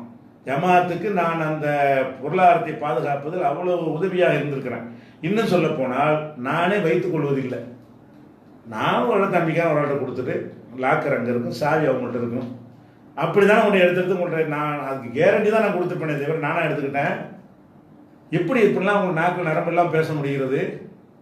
அப்போ அதாவது என்னன்னு கேட்டால் கேட்குறான் கேள்விக்கெல்லாம் பதில் சொல்லலைன்ற உடனே என்னத்தையாவது சொல்லி இந்த பொம்பளை விஷயம் அது பாடி பேசி அடுத்து இந்த பணத்துலேயும் ஆக்கி விட்ருவோம், பொருளாதார விஷயம் அப்படியே பணத்தை வச்சு நம்ம அதை பெரு அப்படின்னு சொல்லிட்டு போகிறது வருங்களா. அதனால் அல்லாவுடைய கிருபையில் எங்கள் 3 மாற்றை பொறுத்த வரைக்கும் எல்லாம் எங்களுக்கு பரக்கத் செய்கிறான். நல்ல வியாபாரம் நடக்குது. இன்ஷா அல்லா நான் 4வது கடையும் ஆரம்பிப்போம். அது எந்த பணத்தை ரொட்டேஷன் பண்ணணும்னு சொல்லு வருங்களா. அதனால் இந்த மாதிரி பேச்செல்லாம் நிற்காது. இதெல்லாம் ஒரு காழ்ப்புணர்வுல சொல்கிறாங்க, தங்களுடைய ஒரு தம்பியை திருப்திப்படுத்துறதுக்கு, நிர்வாகத்தை இன்னும் சொல்லப்போனால் இந்த மாதிரி எழுதுகிற ஆட்களுக்கு ஒரு வாண்டட் இருக்குது. அடுத்த மாநில நிர்வாகி கூட போட்டு விடுவாங்க. இப்படிலாம் யார் எழுதுறாங்கிறது தான் அவங்களுக்கு என்ன செய்கிறாங்க, மாநில மாவட்டத்துக்கு கொண்டு வருவதற்கு இதெல்லாம் ஒரு தகுதியாக வச்சுருக்கிறாங்க. ஒருவர் அதுக்காக செய்கிறாரு நம்ம தெரியல, அல்ல அறிஞ்சவன். ஆனால் இந்த விஷயத்துக்கு நான் மறுமையில் பிடிப்பேன். சரியா? கமர்தீனை ரொட்டேஷன் பண்ணேன்னு சொல்கிறீங்கள, அதுக்கு நான் மறுமையில் இன்ஷா அல்லாஹ் உனக்கு எனக்கு இருக்குது. அடுத்து ஒரு கேள்வி கேட்குறாரு. கொல்லாபுரத்திலிருந்து அபு ஜாசிம் என்பவர் கேட்குறாரு. மக்கா பள்ளி இமாம் மன்சூர் காசிமி கடந்த ஜும்மாவில் சஹாபாக்களை கொச்சைப்படுத்தி விபச்சாரம் செய்தவர்கள் தான் என் போன்ற நோக்கில் பேசியதால் தங்களின் நிலை மென்மேலும் தாழ்வு அடைவார், கண் முன்னே காண்போம் அப்படின்னு பேசியிருக்கார். அது சஹாபாக்களை நான் கொச்சைப்படுத்தி பேசினதுனால நான் இழிவு அடைவேன் அப்படின்னு ரொம்ப காரசாரமாக யார் பேசினதான்? மக்கா பள்ளி இமாம் பேசியிருக்கிறார். இதுக்கு நான் ஏற்கனவே சொல்லிட்டேன். ஒரு இமாமா இருக்கிறவர் மார்க்க ஆதாரங்களை கொண்டு பேசணும். என்ன ஆதாரம்? ஒரு மனிதனுக்கு ஒரு இழிவே வந்துருச்சுன்னு வைங்க, இன்னதுனால தான் இந்த இழிவுன்னு சொல்வதற்கு மார்க்கத்தில் அனுமதி இருக்கா? அந்த அதிகாரம் உனக்கு தந்ததையா? வகி வந்துச்சா? எனக்கு ஒன்றும் இழிவுலாம் கிடையாது. எனக்கு நான் இப்படிப்பட்டவர்களை விட்டு என்னை காப்பாற்றினேன் என்று சுத்தமான இந்த மார்க்கத்தை மட்டும் பேணக்கூடிய மக்களோடு என்னை சேர்த்துட்டானு எனக்கு கௌரவம் தான் இருக்கிறது. கூட்டத்தோட வேண்டாம் இல்லாமல் இருக்கலாம். இப்படி மார்க்கத்தின் பேரில் பொய்களை சொல்லி தப்பான பத்துவா தர்ற கூட்டத்திலிருந்து காப்பாற்றின இழிவா? எனக்கு ஒன்றும் இழிவு ஏற்படலை. ஒரு வேலைக்கு ஏற்பட்டிருந்தா கூட ஒருத்தனுக்கு ஒரு இழிவே ஏற்பட்டுருச்சு. இஸ்லாமிய அடிப்படையில் இந்த இழிவுக்கு இதுதான் காரணம் அப்படின்னு சொல்லலாமா? நீ அதான் படிச்சு உங்கள் மார்க்கத்தில் அதான் படிச்சிருந்த மதகபில் தான் இருக்குதா? நீங்கள் படித்து கொடுக்குற மதரசாவில் அந்த பாடத்திட்டம் தான் வச்சுருக்கிறீங்களா? ஒரு மனிதனுக்கு ஏதாவது அபு ஹனீஃபா இமாம் ஒழு செய்யும் போது என்ன செய்வாராம்? தண்ணியை பார்ப்பாராம். அந்த தண்ணியில் பாவங்கள்லாம் கரைஞ்சி வருவது தெரியுமா? இது திருட்டு பாவம் கரையுது, இது பொய் சொன்ன பாவம் கண்டுபிடிச்சிருவாரு. இப்படி கப்ஸா எழுதி வச்சுக்கிறீங்களே, அந்த மாதிரி ஏதோ வஹீபில் கண்டுபிடிச்சிருக்கீங்களா? ஏன் இப்படி மார்க்க அறிஞருங்கிற பேரில் நீங்கள் திட்டுங்க. சஹாபாக்களை இழிவுபடுத்துகிறாரு, தப்பு. அவங்க நான் அப்படி பேசணுமே தவிர இதுக்குத்தான் இது ஏற்பட்டுச்சுன்னு சொல்றவன் ஒரு ஜாகிலா ஆலிமா? ஒரு மார்க்க அறிஞர் இப்படி பேசலாமா? மார்க்கத்தை அறிஞர் இதனால் இது ஏற்படும் அப்படி செஞ்சு விட்டு வாங்கிட்டா நீ அல்லவாப்பா. இழிவே ஒருத்தன் படுத்தினாலும் ஒன்றும் இல்லாமல் ஆக்குவான். அவன் மறுமையிலாம் எல்லாத்துக்குமே ரிசல்ட்டு. ஒருத்தன் நெசமா ஒருத்தன் சகாபி இழிவுபடுத்திவிட்டான். இழிவுபடுத்தினா உலகத்தில் இழிவு தான் வருமா? ரசூல்லாவை இழிவுபடுத்தினவன்லாம் உலகத்தில் இழிவை தான் அடைஞ்சானா? அப்போ உலகத்தில் அவங்க இந்த சல்மான் ருஷ்டிலாம் உலகத்தில் கண்ணியமாக தான் நடந்துகிட்டு இருக்கிறான். அமெரிக்கா அது வரைக்கும் பார்க்குறானே என்ன இழிவு அடிச்சுட்டான். நம்மள்கிட்ட இழிவு. அவனுக்கு காசு பணம் செல்வாக்கு புகழ் இதெல்லாம் குறைஞ்சா போச்சு. அப்போ இழிவடைஞ்ச அவனை ரசூல்லா பற்றி பேசாமல் இருந்தான்னு சொன்னால் சல்மான் ருஷ்டி யாருன்னு தெரிஞ்சிருக்காது. இப்போ நிறைய உலக புகழாக இருக்கான். அப்போ ஏன் இழிவு வரக்கானா? அதை விளைக்கணும். இதாக எந்த ஒரு உலகத்தில் உள்ள எந்த கௌரவமாக இருந்தாலும் சரி, இழிவாக இருந்தாலும் சரி, வறுமையாக இருந்தாலும் சரி, செல்வமாக இருந்தாலும் சரி, இன்ன செயலுக்கு இது நடந்துன்னு சொல்லக்கூடாது. அப்படி குரான்ல இல்லை, அப்படி ஹதீஸ்ல இல்லை. வஹி காலத்தில் ரசூலுல்லாஹ் சொல்லலாம். இறை தூதர்கள் வஹி அறிவித்தால் இவனுக்கு இதனால் தான் இது ஏற்பட்டுச்சுன்னு சொல்லலாம். நீங்கள் நாங்கள்லாம் சொல்லக்கூடாது, நானும் சொல்லக்கூடாது, நீங்களும் சொல்லக்கூடாது. அப்போ ஃபர்ஸ்ட் என்னன்னு கேட்டால் சஹாபாக்களை பேசுனதுனால தான் இழிவு ஏற்பட்டு விட்டது. இதை ஒரு டயலாக். இதெல்லாம் உணர்ச்சியை தூண்டி விட்டு மடையர்களாக்குறது மக்களை சிந்திக்கக்கூடியவங்களா உருவாக்குங்க. அறிவுபூர்வமாக யோசிக்கக்கூடியவங்களா உருவாக்குங்க. இந்த வழிமுறை சரியான வழிமுறை இல்லை. அதனால அவர் மன்சூர் காசிமி எல்கேஜி கூட மார்க்கத்தின் அரிச்சுவடி தெரிஞ்ச ஒருத்தன் கூட பேசக்கூடாது. இதனால் தான் இது ஏற்பட்டுச்சு அப்படின்னு சொல்லிட்டு. அடுத்து இன்னொரு கேள்வி என்ன கேட்குறாரு வேற ஆளுவர். இவர் யாருன்னா ஜாயிர் ஹுசேன் கடைநல்லூர். இவர் என்ன கேட்குறாருன்னா, ஒரு கிறிஸ்துவ அமைப்போட 22 22/3/2018 அன்று தமிழ்நாடு தௌஹீத் ஜமாத்துடன் விவாதம் செய்து இதில் தமிழ்நாடு தௌஹீத் ஜமாத் பதில் சொல்ல தெரியாமல் விழிபிதுங்கி தோற்றது. எனவே அவர்களின் கேள்விக்கு பதில் என்ன, விளக்கம் தரவும் அப்படின்னு கேட்குறாங்க. இது கொஞ்ச நாளாகவே இது ஒரு முகநூலில் என்ன செய்கிறாங்க, இது ஒரு கேள்வியாகவே அந்த கிறிஸ்துவ குழுவும் பரப்புகிறார்கள். நம்ம சமுதாயத்தில் உள்ளவர்கள் என்ன செய்கிறாங்க, பரப்புகிறாங்க. பொதுவாக அந்த விவாதத்தை பொறுத்த வரைக்கும் நல்ல விளைவிக்கணும். எந்த விவாதமாக இருந்தாலும் சரி, அந்த அணுகிற விதங்களில் நம்ம விவாதம் என்பது நம்ம கவனமாக இருக்கணும். ரொம்ப கேர்ஃபுல்லாக என்ன செய்யணும், அதை விவாதத்தை கொண்டு போகணும். அப்படி கொண்டு போகாமல் இருந்தோம்னு சொன்னால் நம்முடைய தவறுகள்னால் இந்த மாதிரி பின்னடைவு கொண்டே சேர்த்துடும். இந்த விவாதத்தை பொறுத்த வரைக்கும் நல்லா விளைவிக்கிறங்க. இந்த விவாதம் நடந்த போது நம்ம ஒவ்வொருத்தரும் யார் யார் என்னென்ன பேசணும்னு குறிப்பு கொடுப்போம். எதனால் அந்த பின்னடைவு மாதிரி ஆச்சுன்னு சொன்னால், அவங்களுடைய கேள்விக்கெல்லாம் பதில் இல்லாமல் இல்லை, பின்னடைவாக எப்படி அனுப்பிச்சிங்கிற விஷயத்தை நீங்கள் விளங்கிக்கிட்டீங்கன்னா என்ன செஞ்சுறேன், அது சரியாக வந்துடும். பொதுவாக விவாதம் பண்ணுறதா இருந்தால் இன்னும் நீங்கள் இந்த விஷயத்தை நீங்கள் பேசுங்க, இந்த விஷயத்தை நீங்கள் பேசுங்கன்ட்டு ஒரு 5 பேர் இருப்பாங்கன்னு வைங்களேன். நம்ம சைடில் எடுத்து வைக்க வேண்டியதை ரெடி பண்ணி கொடுத்துருவோம். எப்போதுமே எந்த விவாதமாக இருந்தாலும் அது மாதிரி தயார் பண்ணிடுவோம். தயார் பண்ண உடனே இந்த விவாதத்தில் உட்கார்ந்தவங்களுக்கு என்ன ஒரு புத்தி வேணும் என்றால், இது ஒரு விவாத பயிற்சி விளக்கமாக கூட நீங்கள் எடுத்துக்கொள்ளுங்கள். நம்ம சமுதாயத்தில் உள்ளவர்கள் விவாதங்களை எப்படி அணுகணும் என்பதற்கு இந்த சில பயிற்சிகள் தேவை இருக்குது. அதில் ஒரு பயிற்சியாக இதை தௌஹீத் ஜமாத் விவாதத்தை குறை சொல்வதற்கு இதை நான் சொல்லலை. இது பரவி கொண்டிருக்கிறதுனால எதனால் இந்த நிலையை அவங்க சந்தித்தார்கள் என்பதை விளக்குவது நாம கரெக்டாக நடக்கணுங்கிறக்கா வேண்டி. இப்படி நம்ம 5 பேரை போட்டு விட்ட உடனே ஒவ்வொருத்தருக்கும் என்ன வருதுன்னு கேட்டால், நான் எடுத்த பாயிண்ட் நான் பேசிக்கணும். அவன் எதிரி திட்டுறான், உடனே என்ன செய்யணும், பாயிண்டத்தை மூடி வச்சுக்கணும். அதுக்கு என்ன ஆன்சரு அதை பார்க்கணும், அதுக்கு என்ன பதில் கொடுக்கறது அதில் கவனம் செலுத்தணும். அங்கே உட்காந்துக்கிட்டு இவங்க அவரவருக்கு எடுத்த குறிப்பையே பார்த்துட்டு இருக்கிறாங்க. விவாதத்தில் எதிரி என்ன பேசுகிறான்னு சொல்லி நீங்கள் பார்த்தீங்கன்னா கவனிச்சிருக்க மாட்டாங்க. இவங்க குறிப்பெல்லாம் என்னது, நான் எடுத்த 1 மணி நேரத்து குறிப்பை நான் பேசி முடிக்க வேண்டும், நான் எடுத்து நான் பேச வேண்டும். இந்த கிரிக்கெட்டில் சில பேர் இருப்பாங்க, என்ன செய்வான்னு கேட்டால் அந்த இடத்த நவர மாட்டான், ரன்னு எடுக்க மாட்டான், அடுத்தலாம் விட மாட்டான், அவுட் ஆகாம என்ன செய்வான், இப்படி இருப்பான். அப்போ அவன் அளவுக்கு 200 ரன் எடுத்தா கூட டீமு தோற்று போயிடும்.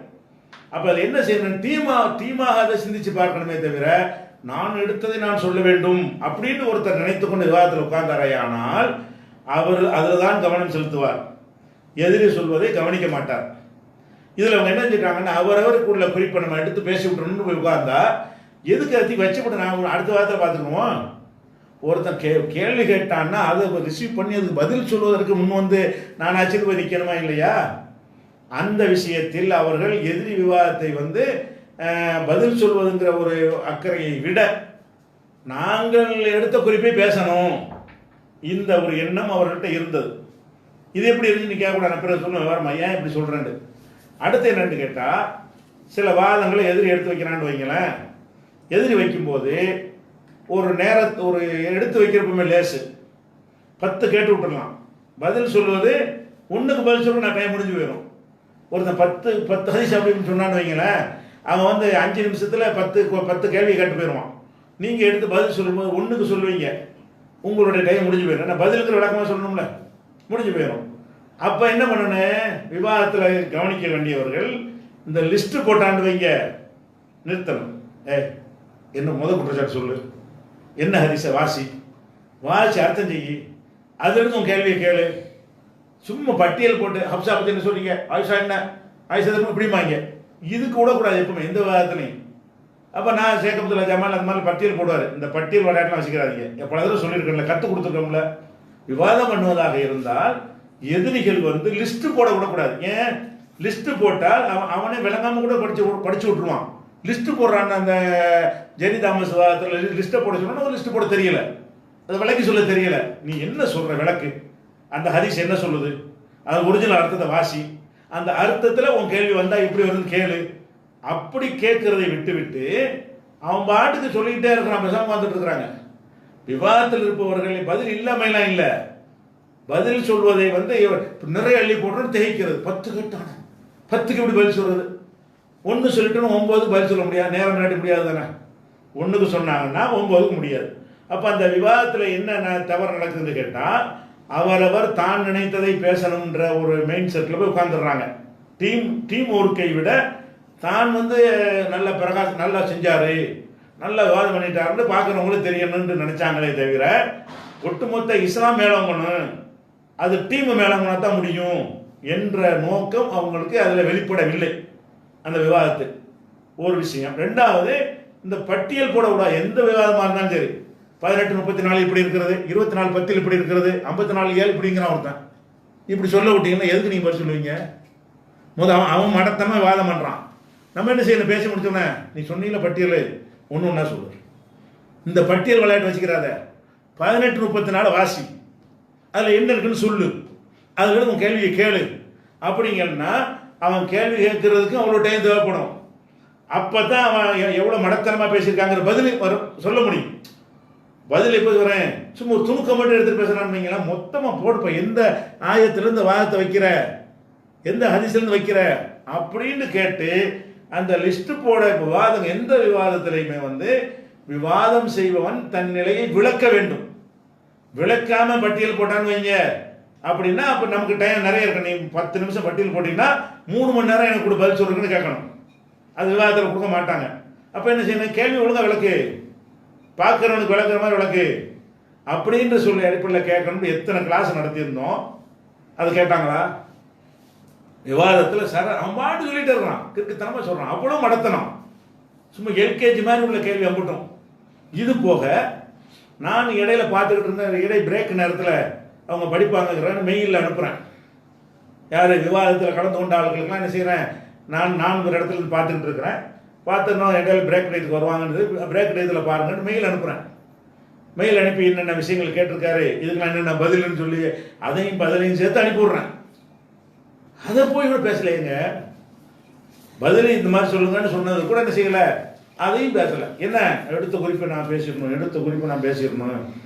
இந்த ஒரு விஷயம், இந்த ஃபெயிலியர்னா இஸ்லாத்துக்கு எந்த ஃபெயிலியரும் கிடையாது. அவன் கேட்டதெல்லாம் வெயிட்டான கேள்வியும் ஒன்றும் கிடையாது. அவன் இந்த பட்டியல் போட விடாமல் அவனை விளக்கி சொல்ல விட்டுருந்தீங்கன்னா அதுலேயே மடக்கி அவன்கிட்ட பதில் சொல்லிட்டு போயிடலாம்.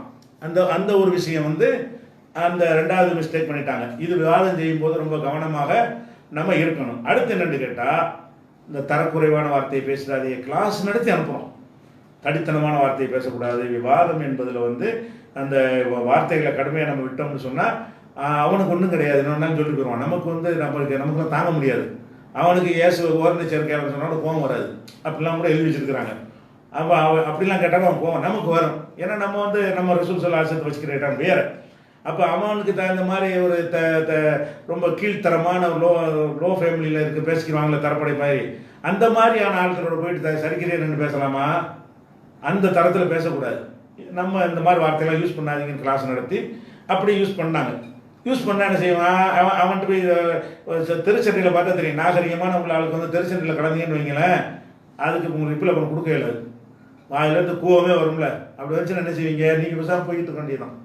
அந்த மாதிரியான கூட்டம் அவங்க வைக்கிறானுக்குள்ள எவன்ட்டையும் நாகரிகம் கிடையாது. பேசுகிறவங்க எந்த கீழ்த்தரம் தரப்பட, அதாவது இப்போ ட்ரெஸ் தான் ஒரு மாதிரியாக போட்டுருவாங்களே தவிர அந்த விவாதத்தில் கலந்துட்டு எல்லாருமே தரப்பட ரேஞ்சில் உள்ள ஆட்கள். அவங்களுடைய பேச்சு நடத்த எல்லாமே என்னது, அது வரதட்சணை வாங்குறது மகரு இதெல்லாம் ஒரு பேச்சார மாதிரி சொல்கிறாலும் மடையன். இப்படிப்பட்ட ஆட்களாக இருந்தாங்க. அப்போ இந்த மாதிரி மடையன்கிட்ட பேசும்போது என்ன செய்யணும், அதுக்கு தகுந்த மாதிரி அந்த அமைப்பில் கொண்டு போயிருக்கணும். இந்த 3 விஷயம் தான் அதில் மேட்ரு. அதனால விவாதத்துலலாம் அந்த பாயிண்ட்லாம் ஒன்றும் கிடையாது, பெரிய தோல்விலாம் ஒன்றும் கிடையாது. இன்ஷா அல்லாஹ் அந்த வாதங்களுக்கெல்லாம் கூட என்ன செய்யலாம்னு கேட்டால், நாம் அந்த விவாதத்தை போட்டு அதுக்கு என்னென்ன பதிலுங்கிறதுக்காக வேண்டிய ஒரு ட்ரைனிங் கிளாஸ் வைக்கும் இன்ஷா அல்லாஹ். அதில் கலந்து கொள்ளக்கூடிய ஆட்களுக்கு என்ன செய்வோம், அந்த வாதத்தை போட்டு காட்டி அதுக்கெல்லாம் பதில் இல்லாத கேள்வியா. அப்போ ஏன் அணுகிற விதங்கள் தான் நம்ம விவாதத்தில் முக்கியமான என்னன்னு கேட்டால், நமக்கு அணுகிற விதம் கவனமாக இருக்கணும். அதாவது இந்த முதல்ல நம்ம நினைச்சே சொல்றோம். நான் இவ்வளோ குறிப்பு எடுத்துட்டு போவேன், ஒரு குறிப்பையும் பேசாமல் விவாதத்தை முடிச்சுட்டு வந்திருக்கிறேன். ஏன், குறிப்பை சொல்வதை விட அவன் வச்சது பதில் சொல்லணுங்கிற முன்னறியா போயிடும். குறிப்பு சொல்லத்தான் வேணும், அவன் கேட்ட கேள்விக்கு பதில் சொல்லணும்னு வந்துவிடுமையானால் உணவு அப்படி மொத்தமாக கூட வச்சிருவான். இது பேசவே இல்லை.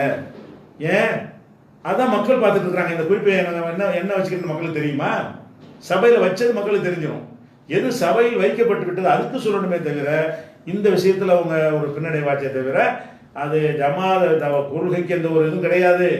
இவங்க அந்த கவனக்குறைவுனால இவங்களுக்கு ஆன்சர் தெரியும். அவங்க கேட்டதெல்லாம் கொஞ்சம் ஒழுங்காக பிரித்து கேட்டிருந்தா நினைஞ்சிருப்பாங்க. பல விவாதங்கள் ட்ரைனிங் எடுத்து குறிப்பெடுத்து எல்லாத்துக்கும் பதில் தெரியும். அந்த விஷயத்தை கவனிக்க தவறின காரணத்தினால இப்படி ஒரு பின்னடைவாயிடுச்சே தவிர, இதை நான் இது எப்படி நானே சொன்னேன். இதெல்லாம் என்ன செஞ்சேன், அந்த விவாதம் முடிச்சுட்டு வந்தவொடனே நீங்கள் வார்த்தையை தரக்குறைவாக யூஸ் பண்ண தப்பு, குறிப்புகளை நினைச்சதெல்லாம் பேச நினைக்கக்கூடாது, லிஸ்ட்டு போட்டு கேட்டிருக்கணும். எத்தனை தடவை சொல்லியிருக்கிறோம், கிளாஸ் நடத்திருக்கிறோம். லிஸ்ட்டு போடக்கூடாதுங்க. விவாதத்தில் விவரிச்சு சொல்லுன்னு நிற்கணும். எந்த விவாதமாக இருந்தால், யார்கிட்ட விவாதம் பண்ணுறாருந்தாலும் சரி, அவன் பாட்டுக்கு நம்பர் போட்டான்னு வைங்கன்னா விடக்கூடாது. ஒன்றா சொல்லு. இதை மட்டும் கடைப்பிடிச்சிங்கன்னா இவங்க எந்த யார்கிட்ட தவறு. ஏன்னா நாளைக்கு இந்த மாதிரி பேச வருவாங்க. வந்தான்னா அந்த லிஸ்ட்டு போடுறத வச்சு ஜெயிச்சுக்கோமாங்க. அதுக்கு இடம் கொடுக்கக்கூடாது. அதுக்கு வேணால் தனியாக விவாதம் செய்வது எப்படி கூட ஒரு ட்ரைனிங் கொடுக்கலான்ட்டு கூட எல்லாம் பார்ப்போம். முடிஞ்சா சரி, இதுதான் அதுக்கு பதில். அடுத்து ஒரு சகோதரர் கேட்குறாரு, தாத்தாஜா நிர்வாகம் மீது நீங்கள் சுமத்தி இருக்கும் 7.34 கோடி பிரச்சனைக்கு புதியதாக நான் கேள்விப்பட்ட விளக்கத்தில் புதுசன்னு விளக்கம் சொல்லியிருக்காங்களாம். பணத்தை ஆட்டையை போடவில்லை என்றும் அந்த பணம் வேறொரு வகைக்காக செலவிடப்பட்டுள்ளது என்றும், ஆனால் அது வெளியில் சொல்ல முடியாது என்கிறார்கள். அந்த பணம் நீங்கள் தலைவராக இருக்கும்போது ஒழுக்கப்பட்டது என்றார்கள். அதற்கு ஆதாரம் என்று கேட்டால் நிர்வாகக்குழுவின் மினிட் புக்கில் கையெழுத்து போட்டுள்ளார். அதை வெளியே சொல்ல முடியாது என்பதை தெரிந்து கொண்டே மேலும் அதில் அவரை ஒப்புக்கொண்ட விஷயத்தை மறைத்து ஜமாத்தின் அவது சொல்கிறார் என்கிறார்கள். இப்படின்னு சொல்லி என்ன செய்கிறார், நூருல் ஹுதா வேலூர்லேருந்து கேட்குறார். அதாவது அந்த பணம் வேறொரு வகைக்கு செலவழிக்கிறது ஒப்புக்கொண்டு மினிட்டில் 4 கையெழுத்து போட்டு அந்த அடிப்படையில் தான் செலவழிக்கப்பட்டுச்சு. இதை நம்ம காட்ட முடியாதுங்கிறதுனால தான் இப்படி வந்து பேஜை வந்து தைரியமாக சொல்கிறாரு. அதாவது ஒரு இடத்துக்கு ஒரு பதில். இதையே எல்லாரும் சொல்லியிருப்பாங்கன்னு சொல்லியிருக்க மாட்டாங்க. இது நூறுல் ஹுதாவுக்கு தான் சொல்லியிருக்கிறாங்க, வேலூரில் சொல்லியிருக்கிறாங்க. ராமநாட்டுக்கு இந்த பதிலாண்டா அது வேறு பதிலாக இருக்கும், மதுரைக்கு வேறு பதிலாக இருக்கும். அதனால பதில் சொல்கிறாங்க. முதல் விஷயம் என்னன்னு கேட்டால், வெளியே சொல்ல முடியாதுன்னு நினைக்கிறேன். அதுக்கு வேற ஒரு சான்ஸ் தந்துடுறேன் உங்களுக்கு. பொது விவாதம் வேணாம், ஒரு நடுநிலையாக அவங்க வைப்போம். அவங்க மத்தியில் வந்து எடுத்து காட்டுங்க, நான் கையெழுத்து கூட எடுத்து காட்டுங்க, என்ன பேசணும்னு சொல்லுங்கள். அவங்க என்ன தீர்ப்பு சொல்கிறாங்களோ ஏற்றுக்கிறேன்னு நான் சொன்னேன். கடைசியாக விவாதம் ஒரு அறைக்குள் விட்டனேன். அப்போ இதெல்லாம் வந்து ஒவ்வொரு இடத்துல ஒன்று சொல்லிய சமாளிக்கிறாங்க. இவங்க இதில் உண்மையாளர்களாக இருப்பார்களே, ஆனால் இதை நிரூபிக்கிற ரொம்ப லேசு. நீங்கள் விவாதம் அதுன்னு அரசாங்கத்தின் கண்காணிப்பு வரும் அப்படின்னு நினைக்கிறீங்களா? சொல்ல வேணாம். ஒரு பொதுவான ஒரு மக்களை வைத்து பிற இயக்கத்தில் உள்ள நீங்கள் நாங்களும் மதிக்கிற பொதுவான ஆளுக்கு இருக்க தானே செய்வாங்க. அவங்கள ஒரு 10 பேர் நடுவராக வைத்து உங்கள் இதெல்லாம் வைங்க, என் குற்றச்சாட்டுலாம் வைக்கிறேன், இல்லைங்க கரெக்டாக தானே செஞ்சுருக்கிறாங்க நீங்கள் அப்படின்னு கேட்பாங்கல்ல. அதுதான் நான் ஏற்றுக்கிறேன்னு சொல்கிறீங்கண்ணே. அதனால இதெல்லாம் வந்து நிற்காது. இப்படியான விளக்கம் கொடுத்துட்டு. அடுத்து சிங்கப்பூரிலிருந்து நிஜாம் கேட்கிறார். என்னுடைய கேள்வி என்னவென்றால், நீங்கள் அதிராம்பட்டினத்தில் ஜும்மா உரையாற்றும் பொழுது நபிகள் நாயகம் ஸல்லல்லாஹு அலைஹி வஸல்லம் அவர்களிடம் சஹாபாக்கள் எங்களுக்கு நீங்கள் ஒரு புனித மரத்தை உண்டாக்க வேண்டும் என்று கூறியதை குறிப்பிடும்போது அந்த சஹாபாக்கள் நபிகள் நாயகத்திடம் பாடம் பயின்ற சஹாபாக்கள் என்று குறிப்பிட்டுள்ளீர்கள். ஆனால் அந்த ஹதீஸ் அப்படி வரவில்லை. அவர்கள் புதிதாக இஸ்லாத்தை ஏற்ற சஹாபாக்கள் என்றுதான் வந்துள்ளது. ஏன் நீங்கள் ஹதீஸில் இல்லாதே கூறினீர்கள்? இதற்கு விளக்கம் தரவும். நீங்கள் கூறிய தவறு என்றால் தவறு என்று ஒப்புக்கொள்ளவும் என்று கேட்டிருக்காரு. அதாவது நான் அதிராம்பட்டினத்தில் ஜும்மா உரையில் ஒரு ஹதீஸை சொல்கிறேன். என்ன ஹதீஸு? ஒரு போருக்கு போயிட்டு இருக்கும்போது ஒரு மரத்துக்கிட்ட வந்து பிற மதத்துக்காரங்கள்லாம் என்ன செய்கிறாங்க, முஷ்ரிக்குகள்லாம் தங்களுடைய வாள்களை எல்லாம் தொங்க போட்டிருக்கிறாங்க. அது புனித மரம்னு நினச்சிக்கிட்டு அதை பார்த்துட்டு சஹாபாக்கள்லாம் கேட்டாங்க, எங்களுக்கு இது மாதிரி ஒன்று அல்லாஹ்வுடைய தூதரே நீங்கள் ஏற்படுத்தாங்கன்னு கேட்டாங்க. அப்போ ரசூல் ஸல்லல்லாஹு அலைஹி வஸல்லம் வந்து நினச்சிட்டாங்க, நீங்கள் யூதர்களுடைய வழிமுறையை எப்படி பின்பற்றுறீங்கன்னு கண்டிச்சாங்க. இந்த ஒரு சம்பவத்தை சொல்லிட்டு ரசூலுல்லாஹ்ட்ட பாடம் கற்ற சஹாபாக்கள் இப்படி நடந்தார்கள் அப்படின்னு சொல்லிட்டேன். அதெல்லாம் கேட்குறாரு, இது புதுசாக வந்த சஹாபி விளங்காமல் கேட்டாங்க, நீங்கள் எப்படி ரசூலுல்லாஹ்வுடைய பாடம் கற்ற சஹாபாக்கள் எப்படி சொல்லலாம்? அப்படி ஹதீஸில் இல்லையேங்கிறார். ஹதீஸில் இல்லைன்னு அந்த கேள்வி கேட்குறவர் அந்த ஹதீஸ் அப்படி வரவில்லைன்னு குறிப்பிட்டிருக்கிறாரு. வரவில்லை என்று சொன்னால் அந்த ஹதீஸ் வாசகத்தை போட்டு காட்டணும். எந்த ஹதீஸை பார்த்தீங்க நீங்கள் வரலான்னு? அந்த ஹதீஸில் வந்து மொத்தமாக எப்படி வருதுன்னு கேட்டேன்னா ஒரு ஹதீஸ் மட்டும் வாசிக்கிறேன். முஸ்னத் அஹ்மதில் உள்ள ஹதீஸ் என்ன வருதுன்னு கேட்டால், அபு வாக்கத் லைஸிங்கிறவர் அறிவிக்கிறார். என்ன செய்கிறாங்க, நாங்கள் ரசூல் ஸல்லல்லாஹு அலைஹி வஸல்லம் அவங்களோட வந்து மக்காவிலேருந்து நெஞ்சோம் ஹுனைனுக்கு போனோம். அப்போ காஃபிர்களுக்கு அங்கே ஒரு மரம் இருந்துச்சு, அதில் வந்து எல்லாம் ஆயுதத்தை தொங்க போட்டுருவாங்க, லாத்தன்வாத்துன்னு பேர். அப்போ அப்போ அப்போ நாங்கள் வருது ஹதீஸில் என்ன வருதுன்னா, பொக்குள்னா யார சொல்லலாம். அப்போ நாங்கள் கேட்டோம், அல்லாஹ்வுடைய தூதரை இது அல்லனா தாத்தான்வாத், எங்களுக்கு இந்த மாதிரி தாத்தான்வாத்து மரத்தை உண்டாக்குன்னு நாங்கள் கேட்டோம். யார் கேட்குறா? ரசூல் ஸல்லல்லாஹு அலைஹி வஸல்லம் அவர்களோட பயணித்து போன மக்கள், பயணப்பட்டு போன மக்கள். யார்? பூசா இஸ்லாத்துக்கு வந்து ஒரு குழு இல்லை.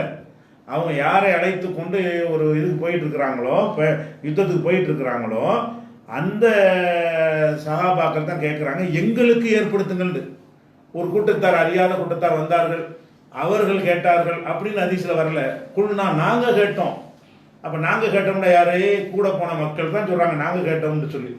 அப்போ ரசூலுல்லாஹ் சொல்கிறாங்க, நீங்கள் மூசா அலைஹிஸ்ஸலாத்துடைய கூட்டம் சொன்ன மாதிரி நீங்கள் சொல்கிறீங்க. இது முஸ்னத் அஹ்மதில் இருக்குது, ஆதாரபூர்வமான ஹதீஸ் தான் இது. எல்லா ஹதீஸும் இந்த கருத்து தான். நீ சொல்கிற மாதிரி வந்து விளங்காத சில மக்கள் வந்து கேட்டார்கள் அப்படின்லாம் இல்லை. ரசூலுல்லாஹ்வோட பயணித்திருக்கிற சஹாபாக்கள் தான் கேட்டிருக்கிறாங்க. அதனால் வந்து அர்த்தம் தெரிவிக்க வேண்டியதும் இல்லை, திருத்திக்கிற வேண்டியதும் இல்லை. அடுத்து வந்து அதிராம்பட்டினத்திலிருந்து ஜாகிருங்கிற ஒரு சகோதரர் கேட்குறாங்க. ஜாகிர் ஹுசேன் என்ன கேட்குறாருன்னா, வெள்ளிக்கிழமை வந்து குளிக்க வேண்டும் என்று ஹதீஸ் இருக்கிறது. இந்த வெள்ளிக்கிழமை குளிக்க வேண்டும் என்பது வந்து ஜும்மாவுக்கு வர்றவங்க குளிக்கணுமா, ஜும்மாவுக்கு வராத பெண்கள் வீட்டில் இருப்பாங்க அவங்களும் குளிச்சாங்க, வெள்ளிக்கிழமைக்காக குளிப்பா ஜும்மாவுக்காக குளிப்பா அப்படின்னு கேட்டு, இது வந்து தௌஹீத் ஜமாத்தை சேர்ந்த ஒரு ஆலிம் வந்து பாடம் நடத்தும் போது வீட்டில் பெண்கள் இருந்தாலும் பெண்கள் குளிக்கணும். தௌஹீத் ஜமாத்தை சேர்ந்த ஒரு ஆலிம் வந்து, ஆலிம் பேர்லாம் போட்டிருக்கிறாங்க, பேர் வேண்டியதில், ஒரு ஆலிம் வந்து கிளாஸ் நடத்தும் போது அவர் என்ன பேசி பயன் பண்ணியிருக்காரு, வெள்ளிக்கிழமை குளிக்கணும், ஜும்மாவுக்கு வந்தாலும் குளிக்கணும். ஜும்மாவுக்கு பெண்கள் கடமை இல்லை தானே, வீட்டில் இருப்பாங்கல்ல, வீட்டில் இருந்தால் கூட அவங்களும் குளிக்க தான் வேணும், வெள்ளிக்கிழமைனா குளிச்சாகணும் அப்படின்னு சொல்லியிருக்கிறாரு. நீங்கள் சொன்னது இது வந்து அந்த பாடத்தில் நான் சொன்ன விஷயம் வந்து நீங்கள் சொன்ன பதிலுக்கு மாற்றமாக இருக்குது அப்படின்னு கேட்குறாரு. நான் என்ன பதில் சொல்லியிருக்கிறேன் அப்படின்னு கேட்டால் அந்த பதில் அவரே எனக்கு எடுத்து காட்டுறாரு. அந்த பதிலை நான் படிக்கிறேன் பாருங்களேன். நான் சொன்ன பதில் அவர் எடுத்து காட்டுறாரு. பல ஹதீஸுகளில் ஜும்மாவுக்கு குளிக்கவும் என்று உள்ளது. ஜும்மா நாளுக்காக குளிப்பல்ல, இது நான் எழுதுனது. ஜும்மாவுக்கு வருபவருக்குத்தான். புகாரி 877 உள்ளிட்ட பல ஹதீஸ்களில் இதை காணலாம். அது எப்படி வருதுன்னா, இதா ஜா அஹதுக்கும் அல் ஜும்ஆ, உங்களில் ஒருவர் ஜும்மாவுக்கு வந்தால் ஃபல்யக்தசில், குளித்துக் கொள்ளட்டும். அப்போ ஜும்மா நாளுக்காக அல்ல குளிப்பு, ஜும்மாவுக்கு வர்றவருக்கு தான் குளிப்பு. பள்ளிக்கு வர்றாருல அவருக்கு தான் குளிப்புங்கும் போது இதை வீட்டில் இருக்கிற பெண்கள் குளிப்பு அவசியம், குளிக்கணும்னு கட்டாயம் கிடையாது. அதுபோக எதுக்காக வேண்டி இந்த வெள்ளிக்கிழமை குளிக்க சொன்னாங்க அப்படின்னு சொன்னால், அதுவும் புகாரில் ஒரு ஹதீஸ் என்ன வருதுன்னு கேட்டால், மக்கள்லாம் உடல் உழைப்பாளிகளாக இருந்தாங்க, அந்த வேர்வை நாற்றத்துக்கு ஜும்மாவுக்கு கொஞ்சம் அதிக மக்கள் வந்துடுவாங்க, நெரிசலாக இருக்கும். இந்த வேர்வை நாற்றத்தோட மக்கள்கிட்ட வந்து நிற்கும் போது எல்லாரும் அருவருப்படையக்கூடிய நிலைமையெல்லாம் வந்துச்சு. அதுக்காக கருத்தில் கொண்டு தான் ரசூலுல்லாஹ் குளிக்க சொன்னாங்க. அந்த ஹதீஸில் புகாரில் வந்து 902வது ஹதீஸில் என்ன வருதுன்னு கேட்டால், கானன்னாசு என்தாபூன யோகுல் ஜுமத்துமின் மனாசிலும் உள்ள அவாலி, அதான் அவாலிக்கு தூரத்தில் உள்ள கிராமப்புறங்கள்ல இருந்தாலும் வருவாங்க, புழுதிலாம் பற்றும், வேர்வையெல்லாம் பற்றும். அப்போ தான் ரசூலுல்லாஹ் சொன்னாங்க, நீங்கள் லவண்ணக்கும் தத்தகர்த்தும், நீங்கள் சுத்தமாக குளிச்சுருந்தா நல்லா இருக்குமே என்று சொன்னார்கள் அப்படின்ட்டு ஹதீஸ் இருக்கு. அப்போ இதெல்லாம் வச்சு பார்த்தா ஜும்மா வெள்ளிக்கிழமை குளிக்கிறது சுன்னத்து இல்லை. மக்கள் திரளில் போய் உட்கார்றோம்ல ஜும்மாவுக்குன்னு சொல்லி, மக்கள்லாம் கூடியிருக்கிற இடத்துல நம்ம மட்டும் குளிக்காமல் போய் உட்காந்தோம்னு சொன்னால் நம்மிடமிருந்து வரக்கூடிய வாடை வந்து பக்கத்தில் உள்ளவங்களுக்கு அருவருப்பாயிரும். அப்போ குளிச்சுட்டு போனோம்னா கொஞ்சம் ரொம்ப நேரம் உட்கார வேண்டி இருக்குது. தொழுகைக்கு போனோம்னா தொழுகை முடிச்சு ஒடியாந்துடலாம். இது தொழுகை, அதுக்கப்புறம் ஒரு கூடுதல் 1/2 மணி நேரம்லாம் இருந்து ரொம்ப நேரம் அந்த இருக்கக்கூடிய நேரத்தில் வேர்வை இதெல்லாம் வரும்போது பாதிக்குமேங்கிறதுக்கு அப்படின்னு சொன்ன விஷயமே தவிர ஜும்மா நாளுக்கு குளிப்பு இல்லை. யாருக்கு தான் குளிப்பு? ஜும்மா தொழுகை வர்றவங்களுக்கு தான் குளிப்பு. ஒரு பிரயாணத்தில் ஒருத்தர் போகிறார், பிரயாணிக்கு ஜும்மா கடமை கிடையாது. வெளியூருக்கு நான் போகிறேன்னு வைங்களேன், உள்ளூர் வாசிக்கு தான் ஜும்மா கடமை. வெளியூருக்கு போனோம்னு சொன்னால் நம்ம அந்த ஊரில் கூட தொழுதுக்கலாம். அன்னைக்கு குளிக்கணுமா வெள்ளிக்கிழமை? குளிக்க அவசியம் கிடையாது. கட்டாயம் குளிக்கிறது தப்பு இல்லை, குளிச்சா குளிச்சுட்டு போங்க. டெய்லி கூட குளிங்க, டெய்லி 2 தடவை கூட குளிங்க, அது ஒரு விஷயம். மார்க்கத்தின் அடிப்படையில் அது சுன்னத்து, அது நன்மையான காரியம் என்று சொல்ல முடியுமான்னா சொல்ல முடியாது. அதனால வெள்ளிக்கிழமைக்கு குளிக்குதல் சுன்னத்து கிடையாது. ஜும்மா தொழுகைக்கு வந்தால் குளிக்கணும், இதுதான் சுன்னத்து. நம்ம ஏற்கனவே எழுதுனதுக்கு ஆதாரத்தை காட்டியிருக்கிறோம். அவரை வந்து அந்த ஆலிம் பாடம் நடத்தும் போது வெள்ளிக்கிழமைக்கு தான் குளிக்கணும், ஜும்மாவுக்கு வந்தாலும் சரி வரட்டாலும் சரி அப்படின்னு சொல்லுவாரே. ஆனால் அவரிடத்தில் நீங்கள் ஆதாரம் கேளுங்க. இது இல்லாத ஹதீஸ் வச்சுருந்தாருன்னா அவர் எடுத்து காட்டினாருன்னா எனக்கு அனுப்பி வைங்க, சரியா? சரி. அடுத்து ஒரு கேள்வி அபுதாபிலிருந்து ஹமீதுங்கிறவர் கேட்குறாரு. என்ன கேட்குறாருன்னா, அல்லாஹ் மனிதனை படைத்து என் படைப்புக்கு தலை வணங்குங்கள், அது ஆதமுக்கு தலை வணங்குங்கள் என்று மலக்குகள் மற்றும் சைத்தானிடம் கட்டளையிடும் போது சைத்தானுக்கு மட்டும் எப்படி நான் அவனை விட உயர்ந்த படைப்பு என்ற ஆணவம் வந்தது? அல்லாஹ் கட்டளையிடும் போது அதை மறுக்க வேண்டும் என்ற எண்ணம் எப்படி வந்தது? அப்படி என்றால் சைத்தானை வழிகெடுக்க வேறு படைப்பு இருந்ததா? அல்லாஹ் கற்றுத்தந்ததை தவிர வேறு எதுவும் அறியாத படைப்புகளுக்கு அவன் வார்த்தையை மறுக்கும் எண்ணம் எப்படி வந்தது?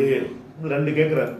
2 கேள்வி என்னென்னு கேட்டால், அதாவது மலக்குகள்கிட்ட தான் அல்லாஹ் என்ன செய்கிறான், ஆதம் அலைஹிஸ்ஸலாத்தை படைச்சி உஸ்ஜுது ஆதமுக்கு பணியுங்கள்னு சொல்கிறான்.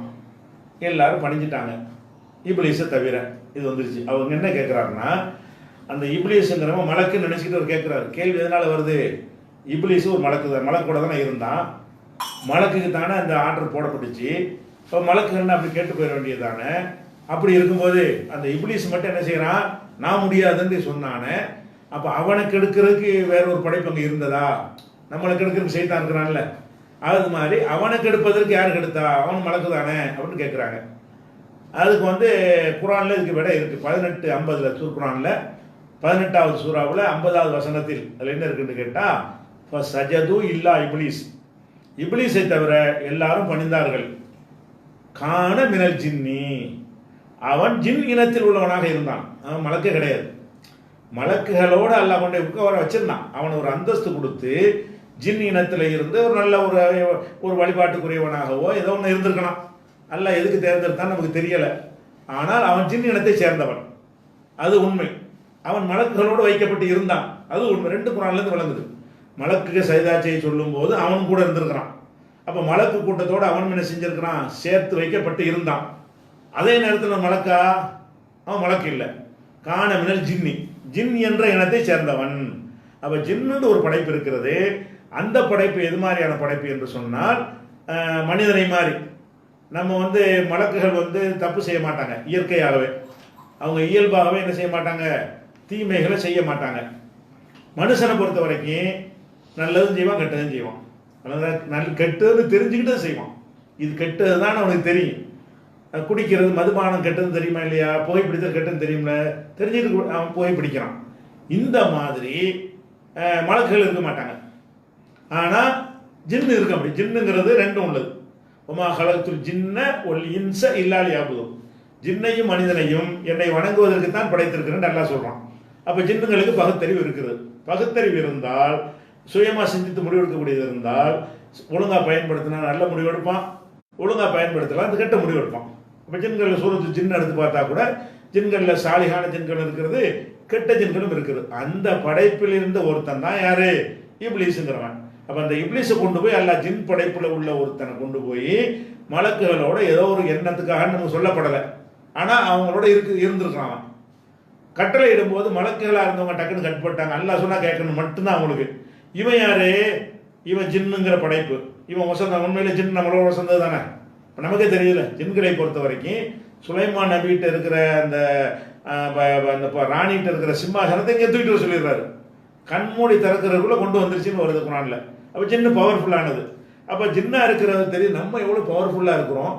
நம்மளை போயிட்டு இந்த இவருக்கு போய் பணிய சொல்கிறான் அல்லான்னு சொல்லி அப்படி தன்னை பற்றி உயர்ந்த எண்ணம் எதனால் வருதுன்னு கேட்டால், அந்த உயர்வு ஜின்னுக்கு இருந்தது இல்லை நீ சொல்ல முடியாது. இப்போ ஜின் நம்மளோட வசத்தானே. இப்போ கூட ஜின்கள் இப்போ நினைச்சா நம்ம ராக்கெட்டை கொண்டு கூட வானுலகத்துக்கு போக முடியாது. ஜின்னு நினைச்சுன்னு சொன்னால் செகனா அப்படி ஓடி போயிடும், வானுலகத்துக்கு போயிடும். இப்போ தான் ஒட்டு கேட்காம விரட்டப்படுறாங்க. முன்னாடிலாம் போய்கிட்டே இருந்தாங்க. அப்போ ஜின் இனத்தை பொறுத்த வரைக்கும் அறிவில் நம்மை போல, ஆற்றலில் நம்மை விட பல பல பல மடங்கு அதிகம்.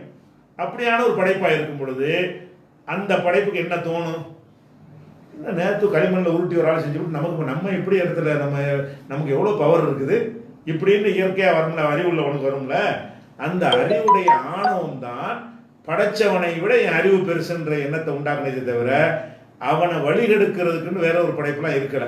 சரியா, அவனுக்கு இருந்த அறிவு தான் அவனை வழிகெடுத்தது. இது 18:50 படிச்சிங்கன்னா இப்லீஸ் மலக்கு இல்லை, ஜின் இனத்தை சேர்ந்தவன் அப்படின்னு நினைக்கிறோம். அடுத்ததாக சோடா இஸ்மாயில்ங்கிறவர் கேட்கிறாரு, முஸ்லிம் அமைப்புகள் நடத்தும் போராட்டங்கள் அல்லாஹ்வின் வழியில் அறப்போர் செய்ததற்கு சமமாகுமா, அதில் மாற்று மதத்தவர்களும் கலந்து கொள்வார்களே கேட்குறாங்க. அதாவது முஸ்லீம் அமைப்புகள் பல இயக்கங்கள் இருக்கிறாங்க, ஒவ்வொருத்தரும் ஒரு போராட்டம் பண்ணுறாங்க. அந்த போராட்டம் அல்லாஹ்வின் வழியில் அறப்போர் செய்ததற்கு சமம் அப்படின்னு வருமா? அந்த போராட்டங்களில் முஸ்லீம் அல்லாதவங்களை தானே கலந்து கொள்கிறாங்க, அது மார்க்க ரீதியாக ஒரு அறப்போரில் சேருமான்னு கேட்குறாங்க.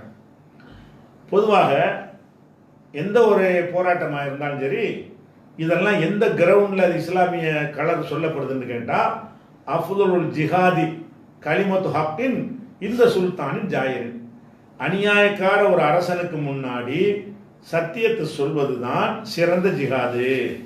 இது ஹதீஸ். ஜிஹாதுங்கிற யுத்தத்தில் எதிரிகளை சந்தித்து ஒரு நாட்டுக்காக வேண்டி நியாயத்துக்காக வேண்டி போராடுறதுங்கிறது அது ஒரு ஜிஹாது. ஆனால் சிறந்த ஜிஹாது என்று ரசூல் அதை சொல்கிறாங்க, ஒரு அநியாயக்கார ஒரு ஆட்சியாளர்கிட்ட போய் நீ செய்கிறது அநீதி என்று தட்டி கேட்குறது. இந்த தட்டி கேட்குதல் என்கிற ஒரு விஷயம் ஜிஹாத் ஆகும். அது கூட எப்போ ஜிஹாத் ஆகும்னு கேட்டால், எந்த ஒரு காரியத்துக்குமே இஸ்லாமிய கலர் எப்போ வரும் என்று கேட்டால் அதுக்காக செஞ்சிருக்கணும். எதுக்கு செஞ்சிருக்கணும்? இதை நம்ம தட்டி கேட்பதை இஸ்லாம் நம்ம கடமையாக்கி இருக்கிறது, இதற்கான கூலியை அல்லாஹ் எனக்கு தருவான் அப்படி எண்ணத்தோட செஞ்சால் மட்டும்தான் அது ஜிஹாது கலர் வரும். வேற இல்லாமல் நம்ம கேட்ட இடஒதுக்கீடு கிடைக்கும், அது உலகத்தில் நல்லா இருக்கலாம்னு கேட்டால் அது செய்யத்தக்க காரியமாக இருக்குமே தவிர ஜிஹாதுங்கிற இபாதத்தில் வந்துடாது. ஜிஹாதுன்னு எப்போ வரும்னு கேட்டால், ஒரு காரியத்தை செய்கிறாங்க, ஒரு போராட்டத்தை ஈடுபடுறாங்க, ஒரு அநியாயத்தை தட்டி கேட்குறாங்க என்று இருந்தால் அநியாயத்தை தட்டி கேட்கறதுங்கிறது கரெக்டான விஷயம், அது அனுமதி இருக்கிறது. அது எப்ப ஜிஹாதுல வரும் என்று கேட்டால், அதை செய்யும் பொழுது இதை நான் ஏன் செய்கிறேன், உலகத்தில் எனக்கு ஒரு ஆதாயம் இருக்கிறது, இருந்தாலும் என் இறைவன் இதை சிறந்த ஜிஹாத் என்று தூதர் மூலமாக கற்று தந்திருக்கிறான், அதனால் நான் செய்கிறேன்.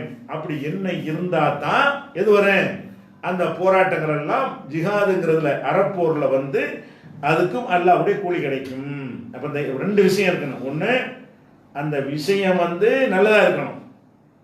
ரெண்டாவது வந்து அல்லாஹ்வுடைய திருப்திக்காக செய்யணும். விஷயம் கெட்டதா இருந்துச்சுன்னு வைங்க, அது முஸ்லீம் இயக்கங்கள் செஞ்சாலும் அது என்ன வராது. ஒன்றும் மீலாது விழான்னு சொல்லிட்டு ஏதாவது ஒரு பண்ணுறாங்க, அல்ல தர்காவெல்லாம் வந்து தர்காவுக்காக வேண்டி ஒரு போராட்டம் பண்ணுறாங்க, இதெல்லாம் என்னது ஆதரவாக பண்ணாங்கன்னா இது மார்க்கத்தில் இல்லாது. மார்க்கத்தில் ஒரு சிலை வைப்பதற்காக வேண்டி போராட்டம் பண்ணுறாங்க. முஸ்லீம் அமைப்பெல்லாம் சேர்ந்து காகிதம் இல்லத்துக்கு மாவட்டம் அமைக்க வேண்டும், காகிதம் இல்லத்துக்கு சிலை வைக்க வேண்டும் போராடுறாங்க. இப்படி பண்ணாங்கன்னா அது இஸ்லாம்? அது அப்படி யாரும் பண்ணலை. உதாரணத்துக்கு சொல்கிறேன், முஸ்லீம் அமைப்புகள் பண்ணினாலும் என்ன பண்ற நீ அதை பார்க்கணும். அந்த செயல் ஒரு அநியாயக்கார ஆட்சியாளனை தட்டி கேட்கிற ஒரு செயலா இருந்தால் அந்த செயலை நம்ம செய்யலாம். அது எப்போ இபாதத்தா வரும், அதனுடைய நன்மை அல்லாட்ட எதிர்பார்க்கணும். இந்த உலகத்தில் கஷ்டம் வந்தாலும் சரி, அவன் தந்தாலும் சரி, தரட்டாலும் சரி, நான் என் கடமையை செஞ்சு விட்டேன், அல்லாவுக்கு பயந்து செஞ்சுட்டேன், அப்படி வந்தால் அது ஜிஹாத் ஆயிரும். இதுதான் அளவுகோல். பிறர் கலந்து கொள்கிற காரணத்தினால் இபாதத் இல்லாமல் போயிருமான்னா அப்படி போவாது. இப்போ ரசூல் ஸல்லல்லாஹு அலைஹி வஸல்லம் வந்து பல போர்களுக்கு போனாங்கல்ல, அந்த போர்களுக்கு போகும்போது முனாஃபிக்கும் கூட போனானா இல்லையா? ரசூல் ஸல்லல்லாஹு அலைஹி வஸல்லம் போருக்கு போகும்போது சஹாபாக்கள்லாம் போனாங்க, ஒரிஜினல் சஹாபாக்களும் போனாங்க. நடிச்சுக்கிட்டு இருந்தவர்களும் அந்த போர்க்களத்தில் போதானே செஞ்சாங்க. அவர்கள் கூட கலந்து கொண்ட காரணத்தினால் இவங்க செஞ்சது இபாதத் இல்லைன்னு ஆயிருமா? பிற மதத்தில் கலந்து கொண்டார்கள் ஆனால் அவர்களுக்கு அது இபாதத்து கிடையாது, அவங்க சப்போர்ட்டுக்காக நிற்கலாம். ஆனால் அதில் கலந்து கொண்ட முஸ்லீம் மக்களுக்கு இபாதத்தில் வருமானா கண்டிப்பாக வரும். அதனால் நம்ம நடத்துகிற ஒரு போராட்டங்களில் பிற மதத்துக்காரர்களும் கலந்து கொண்டாலும் அவர்களுக்கு அது ஜிஹாதில் சேராது. என்னடா அவங்கள மறுமையை நம்பலை, அது இறைவனுக்காக செய்யலை, ஏதோ முஸ்லீம்களுக்கு சப்போர்ட் பண்ணுவோமேன்னு இருக்கிறாங்க. அந்த வகையில் நம்ம அவங்களோட ஒரு உறவு பாராட்டுவதற்கு உதவுமே தவிர, அவங்க நம்மள்கிட்ட சேர்ந்த காரணத்தினால் நம்ம செஞ்ச போராட்டம் வந்து இபாதத்து இல்லைன்னு ஆகுமான்னு ஆகாது. அதனால கலந்து கொள்கிற ஆளை பற்றிலாம் கிடையாது. இன்னும் சொல்ல போனால் பிற சமயத்து மக்களோட ரசூலுல்லாஹ் அக்ரிமெண்ட் போட்டிருந்தாங்க. துவக்க காலத்தில் பிற மக்களோட நினைஞ்சிருந்தாங்க, நம்ம ரெண்டும் ஒப்பந்தம் பண்ணிக்கிறோம் முஸ்லீம் அல்லாத மக்கள்கிட்ட, எங்களை தாக்க வந்தால் நீங்கள் எங்களோட சேர்ந்து எங்களை பாதுகாப்பாக இருக்கணும், உங்களை தாக்க வேணா வந்துட்டாங்கன்னா நாங்கள் உங்களுக்கு பக்கமாக நிற்போம்னு சொல்லி ஒப்பந்தம் பண்ணாங்களா இல்லையா? பல ஒப்பந்தங்கள் துவக்க காலத்தில். அப்போ அதில் என்ன செய்வாங்க, முஸ்லீம்களும் முஸ்லீம் அல்லாத மக்களும் இணைந்து ஒரு சக்தி எதிர்த்து போராடுவாங்க. அப்போ அதில் குற்றம்னு சொல்ல முடியுமா? சொல்ல முடியாது. அதனால் முஸ்லீம் அல்லாதவர்கள் கலந்து கொண்டாலும் இந்த ரெண்டு அம்சம் இருக்கணும். எந்த ரெண்டு அம்சம்? அந்த செயல் கண்டிக்கத்தக்க செயலா, இஸ்லாத்தில் கண்டிக்கப்பட்ட செயலாக இருக்கணும். அப்படியான ஒன்றை நம்ம எதிர்த்து கேட்கணும். அல்ல இஸ்லாம் ஒரு கோரிக்கை வைப்பதாக இருந்தால் இஸ்லாத்தில் அது விரும்பத்தக்கதாக இருக்கணும். அப்படியான ஒரு கோரிக்கைக்கு பண்ணினார்களே ஆனால் அது மீலாது விழாக்கு லீவ் விடுன்னு சொல்லி போராட்டம் பண்ணுறாங்கன்னு வைங்க, முஸ்லீமே சேர்ந்து பண்ணுறாங்க, பெரிய நல்ல காரியம் நினச்சிக்கிட்டே பண்ணுறாங்க, அது ஜிஹாத் ஆகாது. ஏன்? மீலாது இஸ்லாத்தில் இல்லை. இஸ்லாத்தில் மீலாது இல்லை என்பது மீலாதுக்கு லீவ் விடுன்னு ஏன் கேட்குற? இப்படி கேட்டாங்கன்னா அது கலந்து கொள்ள முடியாது, அது இஸ்லாமிய கலரில் வராது. அப்போ அந்த காரியமும் இஸ்லாத்துக்கு உட்பட்டதாக இருக்கணும். அடுத்து வந்து அந்த காரியத்துக்கு அதாவது நோக்கம் வந்து அல்லாஹ்வுக்காக இருக்கணும். இதுதான் அதுக்கான பதில். அடுத்த கேள்வி நம்பர் தான் போட்டிருக்காரு. சரி, தொழுகையில் அல்ஹம்து சூரா ஓதும்போது அவுது பில்லாஹி மினஷ் ஷைத்தானிர் ரஜீம் என்று சொல்ல வேண்டுமா? எப்போதெல்லாம் அல்ஃபாத்திஹா ஓதும்போது சொல்ல வேண்டும்? நபி அவர்கள் தொழுகையில் அல்ஃபாத்திஹா ஓதும் முன்பு அவுது பில்லாஹி மினஷ் ஷைத்தானிர் ரஜீம்னு சொன்னார்களா அப்படின்னு கேட்டிருக்காங்க. அதாவது பொதுவாக குர்ஆன் நம்ம ஓதுறோன்னு வைங்க, குர்ஆன் ஓதும்போது அவுது பில்லா சொல்லணும். இந்த அவுது பில்லா என்பது வந்து குர்ஆனில் சேர்ந்தது இல்லை, நல்லா விளங்கிக்கணும். குர்ஆன் வேற, அவுது பில்லாஹி மினஷ் ஷைத்தானிர் ரஜீம்ங்கிறது வேற. அது குர்ஆனில் எதனால் அதை சொல்ல வேண்டி வருதுன்னு கேட்டால் 1698 வசனத்தில் 16வது சூறாவில் 98வது ஆயத்தில் அல்லாஹ் சொல்லி காட்டுறான், ஃபைதா கரஅத்தல் குர்ஆன, நபியே நீங்கள் குர்ஆனை ஓதும் பொழுது ஃபஸ்தஈது பில்லாஹி மினஷ் ஷைத்தானிர் ரஜீம், விரட்டப்பட்ட சைத்தானிடமிருந்து அல்லாஹ்விடம் பாதுகாப்பு தேடுங்கள் அப்படி எல்லாம் கட்டளை இட்டான். அப்போ நம்ம குரானை இப்போ எடுக்கிறோமா, எடுத்து ஓத ஆரம்பிக்கும் பொழுது குரான் வசனம் என்று ஓதிடக்கூடாது. யாரெல்லாம் உங்களுடைய வேதத்தை ஓத போகிறேன், இதில் சைத்தான் தான் எனக்கு எடுத்துறான் பாதுகாத்துறேன்னு சொல்லி வெளியில் குரானுக்கு வெளியே உள்ள வார்த்தை இது நல்லா விளங்கிக்கணும். அவுது பில்லாஹி மினஷ் ஷைத்தானிர் ரஜீம் என்பது குரானுக்கு வெளியில் உள்ள வார்த்தை. அப்போ குரானை ஓத போகும்போது என்ன செய்யணும்னு கேட்டால், எப்போ நீங்கள் ஓதுனாலும் சரி, சூறாவுடைய ஆரம்பத்தில் ஓதுனாலும் சரி, பாதி சூறாவோட அடையாளம் வச்சு மூடிட்டீங்க, பாதியிலேருந்து ஓத ஆரம்பிக்கிறீங்க. எப்போ எனக்கு குரானை ஓத ஆரம்பிச்சிட்டீங்கன்னு சொன்னால் அவுது பில்லாஹி மினஷ் ஷைத்தானிர் ரஜீம் அல்ஹம்துலில்லாஹி ரப்பில் ஆலமீன். ஒவ்வொரு சூறாவுக்கும் ஓதிடக்கூடாது. அல்ஹம்து ஓதி முடிச்சுட்டு அவுது பில்லாஹி மினஷ் ஷைத்தானிர் ரஜீம் குல் ஹுல்லாஹது அவுது பில்லாஹி மினஷ் ஷைத்தான், அது செய்யக்கூடாது. குரானை எடுத்தீங்கன்னா ஒன்ஸ் தான், ஒரு தடவை ஓதுவதற்கு ஒரு அவுது பில்லா தான். ஏன்னா அது குரான் கிடையாது. ஷைத்தான்ட்டு பாதுகாப்பு தேடியாச்சு, குரானுக்கு தேடியாச்சு. ஒவ்வொரு சூறாவுக்கும் தேடுன்னு நம்ம கட்டளை கிடையாது. ஒவ்வொரு சூறாவுக்கும் அவுது பில்லா ஓதுன்னு கிடையாது. குரானில் சூறா இல்லாமல் ஒரு ஆயத்துல் குர்சி மட்டுமே குரானை ஓதுறீங்க. அப்போ அவுது பில்லாஹி மினஷ் ஷைத்தானிர் ரஜீம் அல்லாஹு லா இலாஹன்னு ஓதும். சூறாவுடைய துவக்கம் என்பதற்கும் கிடையாது. குரானை நம்ம எப்போ எடுத்து ஓதுகிறோமோ அதுக்கு முன்னாடி ஷைத்தானிடமிருந்து பாதுகாப்பு தேடணுங்கிற ஒரு பொதுவான ஒரு விதி. அந்த அடிப்படையில் நம்ம குரானில் உள்ள எந்த நேரத்தில் நீங்கள் ஓதுனாலும் என்ன செய்யணும், ஒரு அவுது பில்லா சொல்லிக்கிறணும். மூடி வச்சுட்டீங்க, பாத்ரூம் போயிட்டு ஒழிச்சிட்டு மறாந்து உட்காருறீங்க, மறுபடியும் அவுது பில்லான்னு ஆரம்பிக்கணும். அதை முடிச்சுட்டு ஸ்டார்ட் பண்ணோம்னு சொன்னால், குரானை ஓத ஆரம்பிச்சிட்டோம்னா அவுது பில்லாஹி 10 ஜுஸுவை ஓதி முடிக்கிறீங்க. அவ்வளோ ஓதக்கூடாது, தடை இருக்குது பேச்சுக்கு. ஒரு 5 ஜுஸுவை ஓதி முடிக்கிறீங்க ஒரே மூச்சில், ஒரு அவுது பில்லா தான். விளங்குதா? அவுது பில்லான்னு சொல்லி நீங்கள் வாட்டு போயிட்டே இருக்க வேண்டியதுதான். சின்ன சின்ன சூறா ஓதுறீங்க, இன்னொரு சூறாவையும் ஓதுறீங்கன்னு வைங்களேன், அதுக்கு ஒரு அவுது பில்லாஹி தான். அப்போ அவுது பில்லாஹி என்பது குரானில் உள்ளது இல்லை. ஆனால் குரானை ஓதும் போது என்ன செய்யணும், அவுது பில்லாஹி மினஷ் ஷைத்தானிர் ரஜீம் சேர்த்து தான் ஓதணும். இது ஒரு பொதுவான ஒரு விஷயம். எப்போலாம் ஓதணும்னு கேட்டதுக்கு பதில். அப்போ தொழுகையில் தக்பீர் கட்டிட்டோம். அப்போ தக்பீர் கட்டினோன்னா அப்போ அல்ஹம்துலில்லாஹி ரப்பில் ஆலமீன் அதுலேயும் ஓதுறோம். அப்போ அதுக்கு அதுவும் குரான் தானே ஓதுறோம், அவுது பில்லாஹி இல்லையே அப்படின்னு ஒரு சந்தேகம் வருது. தொழுகைங்கிறத பொறுத்த வரைக்கும் அது எல்லாத்தையும் சேர்த்து கலந்து ஒரு வணக்கம். அது ஒவ்வொன்றும் தனித்தனி கிடையாது. அல்ஹம்து தனி, குல் ஹுல்லாஹ் தனி, அப்படி கிடையாது. ருக்கு தனின்னு கிடையாது. அந்த எல்லாமே சேர்ந்து ஒரு முறைக்கு பேர் தான் தொழுகை என்பது. அப்போ தொழுகைக்கு இப்போ உள்ள நுழைஞ்சிட்டோமோ, அப்போ தொழுகைக்கு உள்ள குரான் வசத்தை ஓதினாலும் நம்ம குரான் ஓதலை, தொழுகிறோம், அவ்வளோதான். தொழுகைங்கிற ஒரு செயலை செய்யும் பொழுது அல்லாஹ் அக்பர் பாங்க சொன்னா சைத்தான் ஓடிடுவான்னு வருதுல. இன்னும் சொல்ல போனால் தொழுகையில் சைத்தான் வருவான்னு ஹதீஸ் இருக்குது. எப்படி இருக்குது? பாங்கு சத்தம் கேட்டவுடனே சைத்தான் ஓடிடுவான், முடிஞ்சோன்னு மரம் வருவான். காம சத்தம் கேட்டோன்னு மரம் ஓடி போயிடுவான். தக்பீர் கட்டணும் மரம் வருவான். வந்து நம்ம தொழுகையில் நிற்கும் என்ன செய்வான், அதை படைச்சது யாரு, இதை படைச்சது யாரு, வானத்தை படைச்சது யாரு, அல்லாஹ் படைச்சது யாருன்னு கேட்டுருவான். சைத்தான் இந்த மாதிரி உங்கள்கிட்ட என்ன செய்வான், வழிகெடுக்க வந்துடுவான். அப்படிங்கலாம் ரசூல் ஸல்லல்லாஹு அலைஹி வஸல்லம் சொல்வதை பார்க்கும் பொழுது தொழுகையில் இருக்கும் பொழுது சைத்தான் வரதான் செய்கிறான். அதனால தான் 4 ரக்காத்தை தொழுதுட்டு 2 ரக்காத்து நினைக்கிறோம், அல்ல 2 தொழுது 4 ரக்காத்துங்கிறோம். என்ன ஓதுறோம் நமக்கு ஞாபகம் இருக்க மாட்டேங்குது. இதுக்கெல்லாம் காரணம் என்ன, சைத்தான் வந்து செய்கிறான். அப்படி வந்தாலும் தொழுகையில் ஒரு அவுது பில்லாஹ் ஓதுன்னு ரசூலுல்லாஹ் காட்டி தந்தாங்கன்னா காட்டி தரல. எப்படின்னு கேட்டால் அபூ ஹுரைரா ரலியல்லாஹு அன்ஹு சொல்கிறாங்க. இது வந்து முஸ்லீமில் 1382 ஹதீஸில் இருக்கிறது. முஸ்லீம் நம்பரை பொறுத்த வரைக்கும் தமிழில் போட்டிருக்கிறதுக்கு இது வித்தியாசம் வரலாம். ஏன்னா சாஃப்ட்வேரில் உள்ளது புகாரி தான் கரெக்டாக வருது. முஸ்லீமில் முன்னப்ப நம்பர் வித்தியாசம் வரலாம். அதில் என்ன வருதுன்னு கேட்டால், இதா கப்பர ஃபி ஸலாத்தி, ரசூல் ஸல்லல்லாஹு அலைஹி வஸல்லம் அவங்க தொழுகையில் அல்லாஹ் அக்பர் தக்பீர் சொல்லும் பொழுது சக்கத்த ஹுனையத்தன், கொஞ்ச நேரம் மௌனமாக இருப்பார். இப்போ அல்லாஹ் தக்பீர் கட்டணும்ல, தக்பீர் கட்டணும்னு அல்ஹம்துன்னு ஆரம்பிக்க மாட்டாங்க. தக்பீர் கட்டின உடனே கொஞ்ச நேரம் சும்மா இருப்பார்கள். அப்போ கீழே கேட்கப்படுது அவங்கள்ட்ட கொடுத்து நான் கேட்டேன். யார் அபூ ஹுரைரா கேட்குறாரு, யார் ரசூலுல்லாஹ் அல்லாஹ்வுடைய தூதரே, பி அபி அந்த உம்மி அரைத்த சுக்கூத்தக்க பைன தக்பீரி ஒரு கிராத்தி மாத்தக்கூடும்.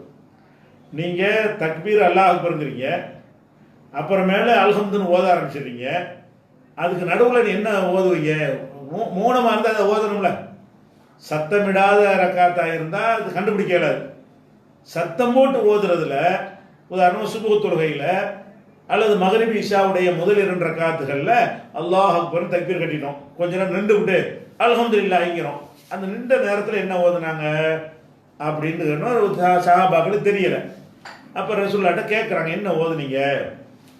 அப்போ ரசூல் ஸல்லல்லாஹு அலைஹி சொல்கிறாங்க, அப்போது நான் என்ன ஓதுவேன் என்றால் அல்லாஹு பாயிது பைனி பைன ஹதாயா ஓதும்ல, அந்த ஆரம்பிக்கிற துவா, அந்த துவா ஓதி காட்டிட்டு இந்த துவா தான் நான் ஓதுவேன் அப்படின்னு ரசூல் ஸல்லல்லாஹு சொல்கிறாங்க.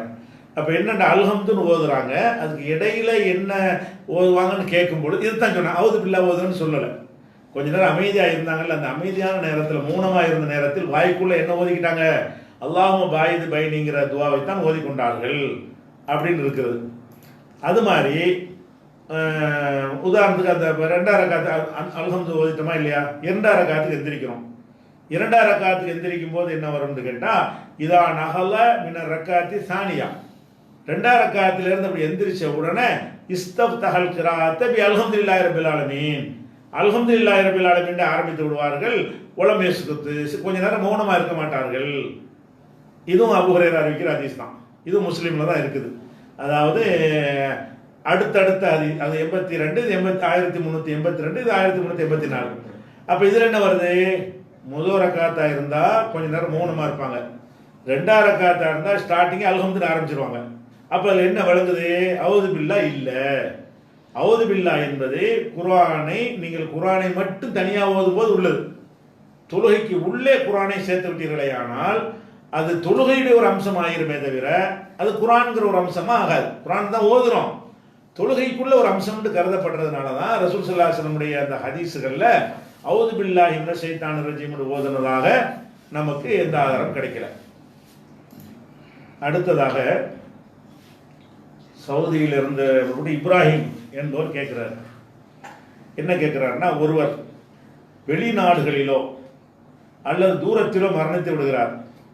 அவருடைய உறவினர்கள் மற்றும் நண்பர்கள் அவரின் உடல் நேரடியாக இல்லாமல் அவருக்காக ஜனாசா தொழுகை தொழலாமான்னு கேட்குறாங்க.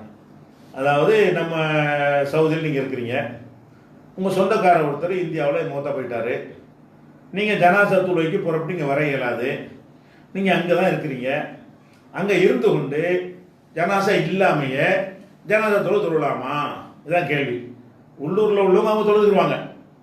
அப்போ நம்ம வெளியூரில் இருக்கிறவங்க நம்மகிட்ட ஜனாசா இல்லையே, அவர் நமக்கு வேண்டிய ஒரு ஆளாக இருக்காரு, சொந்தக்காரராக இருக்கிற நம்ம விரும்புகிற ஒரு ஆளாக இருக்கிறார், அவருக்கு துவா செய்யணுமே என்பதற்காக வேண்டி அவருக்காக ஜனாசா தொழலாமா என்று கேட்டால் தொழலாம் என்று கொஞ்சம் அதிகமான பேர் சொல்கிறாங்க.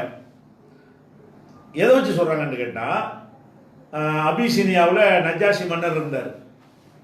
அவர் தான் அந்த சஹாபாக்களுக்கு ஆரம்பத்தில் ஹிஜ்ரத் செஞ்சு வந்தவங்களுக்கு அடைக்கலம் கொடுத்தது மட்டும் இல்லாமல் அவர் ரகசியமாக ஒரு இஸ்லாத்தை ஏற்றுக்கொள்ளவும் செஞ்சிட்டார். நஜ்ஜாஷி மன்னர் செஞ்சிட்டாரு, இஸ்லாத்தை ஏற்றுக்கொண்டு விட்டார். அதை டிக்ளேர் பண்ணலை. டிக்ளேர் பண்ணாமல் இருந்த ரசூலுல்லாஹ்வுக்கு ரொம்ப உதவியாக இருந்தார். இந்த நிறைய அவ்வளோ ஹெல்ப் பண்ணியிருக்கார். அவருடைய சப்போர்ட் அந்த துவக்க காலத்தில் இஸ்லாமிய வளர்ச்சிக்கு அவ்வளோ பெரிய உறுதுணையாக நின்ற ஒரு மனிதர் யார், நஜ்ஜாஷி. அப்போ ரசூல் ஸல்லல்லாஹு அலைஹி வஸல்லம் ஹயாத்தோடு இருக்கிற காலத்திலேயே நஜ்ஜாஷி மன்னர் இறந்துடுறார்.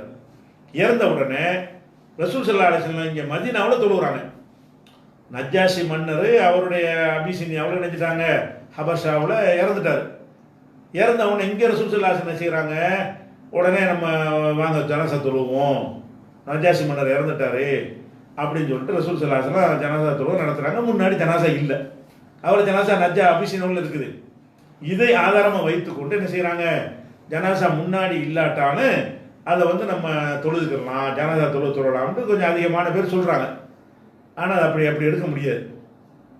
ஏன்னு கேட்டால் ரசூல் ஸல்லல்லாஹு அலைஹி வஸல்லம் அவங்க அதுக்கு ஒரு காரணம் சொல்கிறாங்க. என்ன செய்கிறாங்கன்னா, நம்ம உங்கள் முஸ்லீம்கள் வாழாத ஒரு பகுதியில் கைரி பிளாதிக்கும் முஸ்லீம்கள் வாழாத ஒரு ஊரில் அவர் இறந்துட்டாரு, அதனால தொழுவிப்போம் வாங்கங்கிறாங்க. அப்படின்னா என்ன அர்த்தம், அவருக்கு தொழுகை நடத்தப்படவே இல்லை. நஜ்ஜாஷி மன்னர் இஸ்லாத்துக்கு வந்துட்டாரு, வெளிப்படையாக காட்டலை. என்ன செஞ்சிருப்பாங்க அந்த நாட்டு மக்கள், அவரை கிறிஸ்தவர்கள் தான் அப்போ அந்த இடத்துல அதிகமாக இருந்தாங்க அந்த நாட்டில்.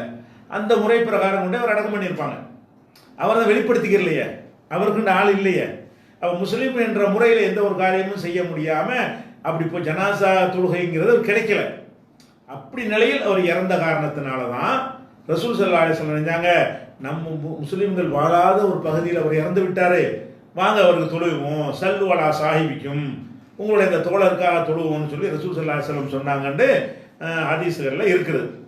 அப்போ இதில் நம்ம என்ன வழங்குறோம், ஜனாசாவுக்கு முன்னாடி தான் தொழுகணும். ஒருவருக்கு தொழுகை நடத்தப்படவே இல்லைன்னு தெரியுது, யாராச்சும் தொழுதுட்டாங்கன்னா தேவையில்லை. ஏதாவது ஊரில் தடுத்துட்டாங்கன்னா தேவையில்லை. தொழுகையை நடத்தப்படலைன்னு தெரிந்தால் அப்போ அந்த மக்களுக்கு நமக்கு கன்ஃபார்மாக தெரிய வந்தால் அவங்களுக்கு தொழுகை அடுத்து வா செய்கிறதா தொழுகைங்கிறது அப்படி செய்யலாம். அப்படி தான் இதை என்ன செய்யணும் புரிஞ்சுக்கணும். இன்னும் சொல்ல போனால் இவரை தவிர எத்தனையோ ஊர்களில் எத்தனை பேர் இருந்தாங்க போர்க்களங்களில் போய் அங்கங்கெல்லாம் இப்போ சகாபாக்கள்லாம் கொல்லப்பட்டாங்க. அங்கெல்லாம் ஜனசா இங்கே உட்காந்து ரசூல்லா தொழுவ செஞ்சாங்க. போர்க்களத்துக்கு போகிறாங்க, ரசூல்லா கலந்து கொள்ளாத போர்கள், அங்கே வந்து சகாபாக்கள்லாம் கொல்லப்படுறாங்க. கொல்லப்பட்டால் என்ன நடந்திருக்கு? கூட இருந்த மற்ற சகாபாக்கள் தொழுவ நடத்திருப்பாங்க. ரசூல் ஸல்லல்லாஹு ஒவ்வொரு சகாபியும் சொல்லி அவர் அங்கே மூத்தா போயிட்டார் அவருக்கு நான் அப்படி சொல்லுதாங்களா? இல்லைங்க, அவர்களுக்கெல்லாம் தொழுகை நடத்தக்கூடியவர்கள் கூட இருந்தார்கள், அவங்க அந்த வேலையை செஞ்சிருப்பாங்க. அப்போ ரசூல் ஸல்லல்லாஹு அலைஹி வஸல்லம் அவர்கள் இந்த உங்கள் முஸ்லிம்கள் வாழாத ஊரில் இறந்தார் என்பதற்கு தான் அதை நடத்தினாங்களே தவிர எல்லாருக்கும் நடத்தலை. அது ஒரு விஷயம். அது போக இன்னொன்று இருக்குது. இன்னொரு வயசு காட்டுறது என்னன்னு கேட்டால், ரசூல் ஸல்லல்லாஹு அலைஹி வஸல்லம் காலத்தில் மஸ்ஜித் நபவியில் ஒரு கருத்த ஒரு மனிதர் ஆண் அல்லது கருத்த ஒரு பெண், ரெண்டு விதமான அறிவிப்பு வருது. கருப்பு நிறத்த ஒரு ஆணோ பெண்ணோ பள்ளிவாசலை கூட்டி பெருக்கக்கூடியவராக இருந்தார். அவர் மூத்தாயிட்டாரு. மூத்தானோன்னு சகாபாக்கெல்லாம் நினைச்சிட்டாங்க, உடனே கொண்டு போய் அடக்கம் பண்ணிவிட்டாங்க. கொண்டு தொழுகை நடத்திட்டான், முறைப்படி தொழுகையில் நடத்தி அதை வந்து அடக்கம் பண்ணிட்டாங்க. அப்படின்னோடனே மறுநாள் பார்த்தா ஆளை காணாம். ரசூல் ஸல்லல்லாஹு அலைஹி வஸல்லம் கேட்குறாங்க, எங்கே இந்த அவர் இருந்தார், எங்கே ஆளை காணா, கூட்டி பெருக்கிட்டு இருப்பாரு என்னன்னு கேட்டவுடனே அவர் மூத்தப்பட்டார், நான் கூட அடக்கம் பண்ணி வந்துட்டோமே, ஏன் என்கிட்டே சொல்லலை, இருட்டா இருந்துச்சு, உங்களை டிஸ்டர்ப் பண்ண விரும்பலை அப்படின்னோட ரசூல்லா என்ன செய்கிறாங்க, அப்படியா எனக்கு அந்த அடக்கம் செஞ்ச கபரை காட்டுங்க, வாங்க கூட்டிகிட்டு போய் அந்த கபருக்கிட்ட நின்று அவங்களுக்கு ஜனாசா நடத்தினாங்க. யாருக்கு? அந்த தொழுகை நடத்தாமல் அடக்கம் பண்ணிட்டாங்கல்ல அந்த பெண்மணிக்கோ அந்த ஒரு ஆணுக்கோ ரசூல் ஸல்லல்லாஹு அலைஹி வஸல்லம் தொழுது இருக்கிறாங்க. அப்போ வந்து அந்த மறைவான இடத்துல ஜனாசா தொழுது அங்கனுக்குள்ள தொழுது இருக்கணும். ஜனாசா இல்லாட்டாலும் கபராச்சும் இருக்கணும். அது கூட எதுக்கு செய்கிறாங்கன்னு கேட்டால், அதுக்காக நீங்கள் போய் கபரில் போய் தொழுகக்கூடாது. ரசூல் ஸல்லல்லாஹு அலைஹி வஸல்லத்தை பொறுத்த வரைக்கும் என்னுடைய துவா அவருக்கு கிடைக்கணும்னு ஒரு காரணத்தை செய்கிறாங்க. ரசூலுடைய எல்லாருக்கும் அந்த துவா கிடைச்சிருக்குது. மதீனாவில் மூத்தா போய் நம்ம பள்ளிவாசலில் மூத்தா போய் நான் ஜனாசா தொழுவைக்கு இருந்தும் கூட இந்த ஜனாசா தொழுவை கிடைக்கலையே என்பதற்காக வேண்டிதான் காட்டுங்க, அவருக்காக நான் வந்து துவா செய்யணும்னு சொல்லி ரசூல் ஸல்லல்லாஹு அலைஹி வஸல்லம் செஞ்சுருக்கிறாங்க. இந்த அடிப்படையெல்லாம் செய்யலாமே தவிர நம்ம இது மாதிரி கபூரில் எல்லாம் தொழக்கூடாது. ஏன்? நம்ம துவா பெரிய இம்பார்ட்டண்டான துவாவெல்லாம் கிடையாது, ஏற்கனவே மக்கள் செஞ்சுருப்பாங்க, அந்த துவா போதுமானது. ரசூலுடைய துவா என்பது வேற. இவ்வளோ இத்தனை அபூபக்கர் உமர்லாம் தொழுதுருப்பாங்க தான், இருந்தாலும் ரசூல் துவாவுக்கிட்ட நிற்குமா என்பதற்காக வேண்டி ரசூல் ஸல்லல்லாஹு அலைஹி வஸல்லம் அந்த பெண்ணுக்கு நம்முடைய துவா கிடைக்கணுமேன்னு போனாங்க. இதுதான் இருக்கே தவிர நம்ம இப்போ என்ன ஆச்சு, இந்த காயிப் ஜனாசாங்கிற ஒரு பேரில் அதில் கூட பாருங்கள், சமத்துவ மார்க்கத்தில் அதை வந்து ஒரு மார்க்கத்தையும் வந்து அந்த இது மாதிரி ஆக்கிட்டாங்க, ஒரு அரசியல் மாதிரி. முக்கியமான தலைவர்கள் மூத்தா போயிட்டால் எல்லா ஊர்லையும் ஜனாசா தொழுகிறாங்க. சாதாரண மக்களுக்கு இது கிடைக்கிறது இல்லை. ஒரு பெரிய ஒரு முஸ்லீம் சமுதாயத்தினுடைய ஒரு லீடர் இறந்துட்டார்னு வைங்க, அவர் இறந்து விட்டார் உடனே மக்காவோட தொழுகிறான். மதீனாவில், துபாயில், அங்கங்கே இருக்கிற சிங்கப்பூரில், மலேசியாவில் இருக்கிற முஸ்லீம்களாம் என்ன செய்கிறாங்க, இவருக்காக வேண்டி காயிப் ஜனாசாங்க இருக்குது. ஏன் நீங்கள் சும்மா துவா செஞ்சுட்டு போங்க, இறந்ததை கேள்விப்பட்டீங்கன்னா என்ன செய்யுங்க, சும்மா துவா செஞ்சுட்டு போங்க, அந்த ஊரில் உள்ள மக்கள் செஞ்சுருப்பாங்க. அப்போ நீங்கள் அந்த முக்கியமான பெருமர்களுக்கு மட்டும் தொழக்கூடிய ஒரு விஷயத்தை ஒழிச்ச மார்க்கம் இது. பள்ளிவாசலில் கூட அவர் முன்னாடி வந்தால் முன்னாடி நம்ம நிப்பாட்ட செய்வோம், கடைசியில் தான் நிற்பார். அப்போ அந்த மாதிரி இபாதத்து துன்யாவுடைய வணக்க வழிபாடு விஷயங்களில் வந்து மனிதனை முன்னிலைப்படுத்தாத ஒரு மார்க்கம் இது. இதில் வந்து முக்கியமான தலைவர்களுக்கு மட்டும் இந்த காயிப் ஜனாசான்னு தொழுதோம்னு சொன்னால், இந்த இஸ்லாம் எதை கொண்டு நம்ம பெருமை அடிக்கிறோமோ, எப்படி பெருமை அடிக்கிறோம், ஆண்டான் அடிமை இங்கே வேறுபாடு கிடையாது, கடைசியில் வந்தோம் கடைசியில் வந்தோம் முதல்ல அப்படி மார்க்கம்னு பெருமை அடிக்கிறோமே, அந்த பெருமைக்கு இது சிதைஞ்சிடும். மார்க்கத்தில் இல்லாத இந்த ஒரு வழக்கத்தில் உண்டாக்கினீர்களே. ஆனால் ஆமாம், பெரிய சமத்துவம். நான் காதர் பாச்சா மூத்தா பண்ணார், அவருக்கு செஞ்சீங்களா? பிஜே மூத்தா பண்ண மட்டும் செய்வீங்களா? ஒன்று கேட்பானா இல்லையா? அப்போ எல்லாருக்கும் செய்கிறத நீ செய்யணும், அவர் மட்டும் என்ன முக்கியமான ஆளான்னு கேட்பான்ல. அப்போ அந்த சமத்துவத்தை சொல்லி நீங்கள் எப்படி பேச முடியும் அவன்கிட்ட போய்கிட்டு? அதனால இந்த காயிப் மறைவான ஜனாசா இல்லாமல் தொழுதல் யாருக்கு இருக்கணும்னு கேட்டால், ஒருவர் போகிற இடத்துல ஒரு சைனாவுக்கு போனார், சைனாவில் முஸ்லீம் இல்லாத ஒரு பகுதியில் போனார், அங்கே மூத்தா போயிட்டார், தொழுதுருக்க மாட்டாங்கன்னு நல்லா தெரியுது. அல்லது காட்டுக்கு வேட்டையாடன்னு போனார், திரும்பி வரல, காட்டில் யார் தொழுவிச்சிருப்பா? கொஞ்ச நாள் பார்த்தா மூத்தா போயிட்டாருன்னு தொழுதுருப்பாங்க. ஏன்னா அவர் ஜனாசா தொழுகைன்னு ஒன்று நடக்கலைன்னு தெரிஞ்சா, அவருக்கு ஜனாசா தொழுகை நடத்தப்படவே இல்லை என்று உங்களுக்கு தெரியுமையானால் அப்போ நீங்கள் என்ன செய்யலாம், அது தொழுதுனா அந்த முஸ்லீம்கள் வாழாத ஊர்ன்ற வார்த்தையிலேருந்து அது வணங்கலாம். எல்லாருக்கும் செய்யக்கூடாது, மறைவான ஜனாசாங்கிறது கிடையாது. அடுத்து வந்து அப்துல் ரஜாக் என்பவர் பிரான்ஸ்லேருந்து கேட்குறாரு, நான் பிரான்சில் வசிக்கிறேன். இங்கே கடும் குளிர்காலத்தில் குளிப்பு கடமையான நேரத்தில் அதிகாலையில் குளிப்பதற்கு கஷ்டமாக உள்ளது. அதே போல் அது போன்ற நேரத்தில் உடம்பை துடைத்து கொண்டு தொழலாமா அப்படின்னு கேட்குறாரு. அதாவது குளிக்க கஷ்டமாக இருக்கும்போது ஈரத்துணி எடுத்து குளிக்கிற மாதிரி உடம்பை தொடச்சி விட்டு அப்புறமே தொழுதுக்கலாமா அப்படின்னு கேட்குறாங்க. இதில் விஷயம் விளைக்கிறது என்னன்னு கேட்டால், குளிக்கிறது கடமை இருக்கல, மார்க்கத்தில் இருக்குது. குளிப்பு முடியலைங்கும் போது மாற்று பரிகாரமாக துடைக்கிறது இல்லை, தயமம் தான் இருக்குது. ரெண்டு விஷயம் விளைக்கணும். மார்க்கத்தில் குளிப்புங்கிறது எப்போ செய்யணும் தனியாக வச்சுக்கணும், குளிக்க வேண்டி இருக்குது. குளிக்க முடிஞ்சால் குளிச்சுக்கணும், குளிக்க முடியலைன்னு என்னென்னத்துக்கு செய்யலான்னு வரும். அந்த மாதிரி இடங்களாக இருந்தால் துடைத்து கொள்ளுதல்ங்கிறது கிடையாது. வேற என்ன இருக்கிறது, தயமம் செய்தல் இருக்கிறது. தயமனா என்ன, முகத்தை கையை அணைச்சிக்கிறது, மண்ணத்தோடய அடைக்க, அவ்வளோதான், அது குளிப்பாயிரும். உழு செய்வதற்கு அந்த தயமம் தான். கடமையான குளிப்புக்காக வேண்டி மண்ணை பூரா உடம்புலாம் பூசிக்கிறக்கூடாது, அதுக்கு அதே தயமம் தான். இப்போ தயமம்ங்கிறத பற்றி குரான் தமிழாக்கத்தில் நம்ம என்ன செய்கிறோம், ஃபுல்லாக அந்த சட்டங்கள்லாம் விளக்கமாக எழுதியிருக்கிறோம் குரான் தமிழாக்கத்தில், நீங்கள் பார்த்துக்கிறங்க. அப்போ நீங்கள் தொடச்சு கொண்டு தொழுதல்ங்கிறது மூணாவது விஷயம், சொல்லாத ஒரு விஷயம்.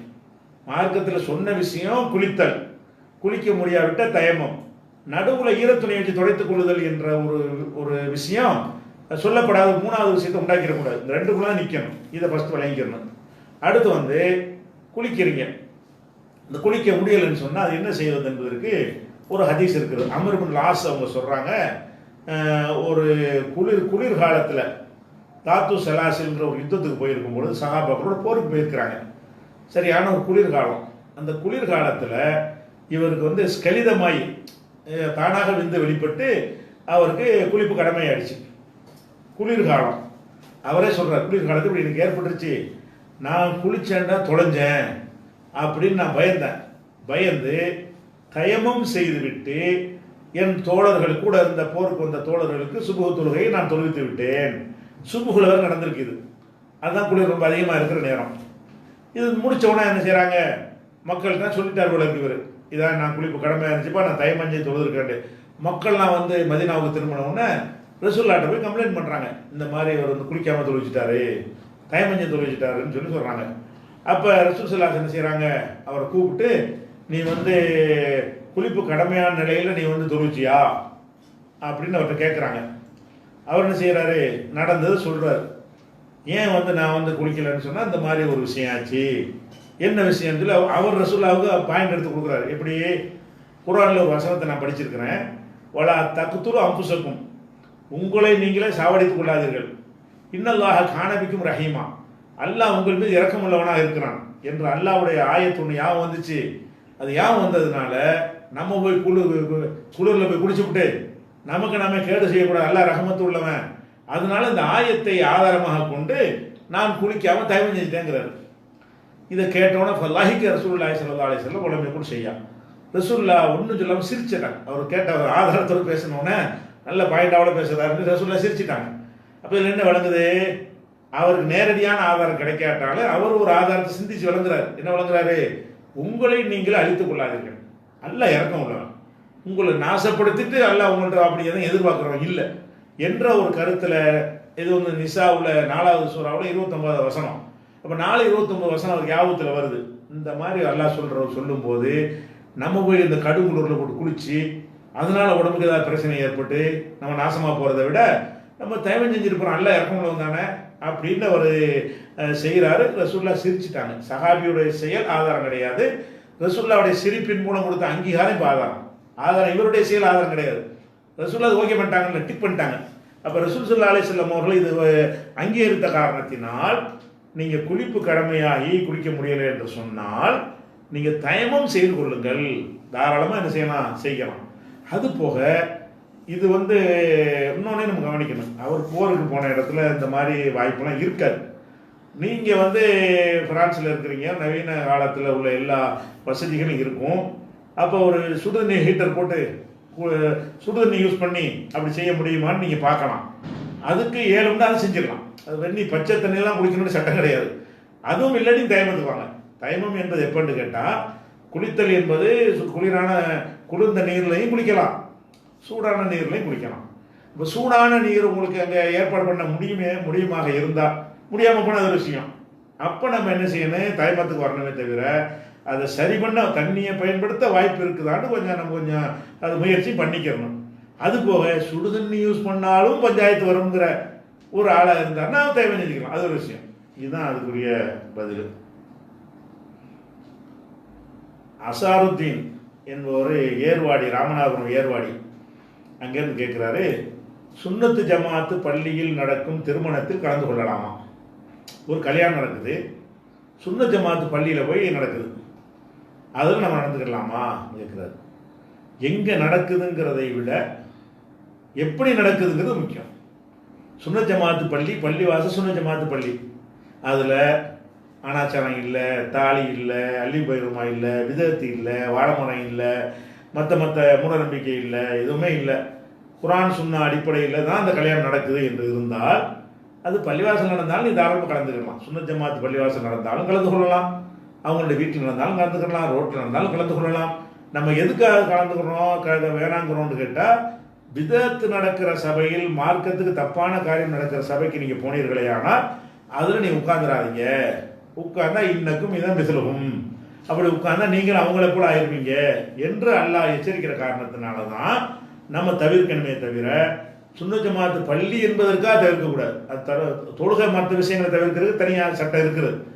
ஆனால் இந்த கல்யாணத்தை பொறுத்த வரைக்கும் எந்த பள்ளியில் நடந்தாலும் அதை பற்றி பிரச்சனை கிடையாது. அது சரியான முறையில் நடக்குதா, ஒரு சின்ன மண்டபத்துக்கு நடத்துகிறாங்க, குறைஞ்ச சொல் நடத்துகிறாங்க, அதில் போய் கலந்துக்கலாம், தாராளமாக கலந்துக்கலாம். கல்யாணம் கரெக்டாக நடக்கணும். திருமணம் நடக்கிற அந்த திருமணத்தினுடைய விஷயம் கரெக்டாக இருக்கணுமே தவிர, அதில் பிதத்தெல்லாம் தௌஹீத் ஜமாத்து பள்ளின்னு வச்சுட்டு பிதத்து செய்கிறாங்க, கலந்துக்க முடியுமா? செய்ய முடியாது. அந்த கல்யாணம் கரெக்டாக நடக்குதான்னு பார்க்கணுமே தவிர, கல்யாணத்து நடக்கிற இடத்துல என்னங்கிறத பார்க்க வேண்டிய அவசியம் இல்லை. அந்த இடத்துல அங்கேயே ஒரு இணை கற்பிக்கிற ஒரு காரியங்கள்லாம் நடக்குன்னு வைங்க, அப்படி இருந்தால் அந்த இடத்துல செய்யக்கூடாது. சுன்னத் ஜமாத் பள்ளியில் அப்படி வராது.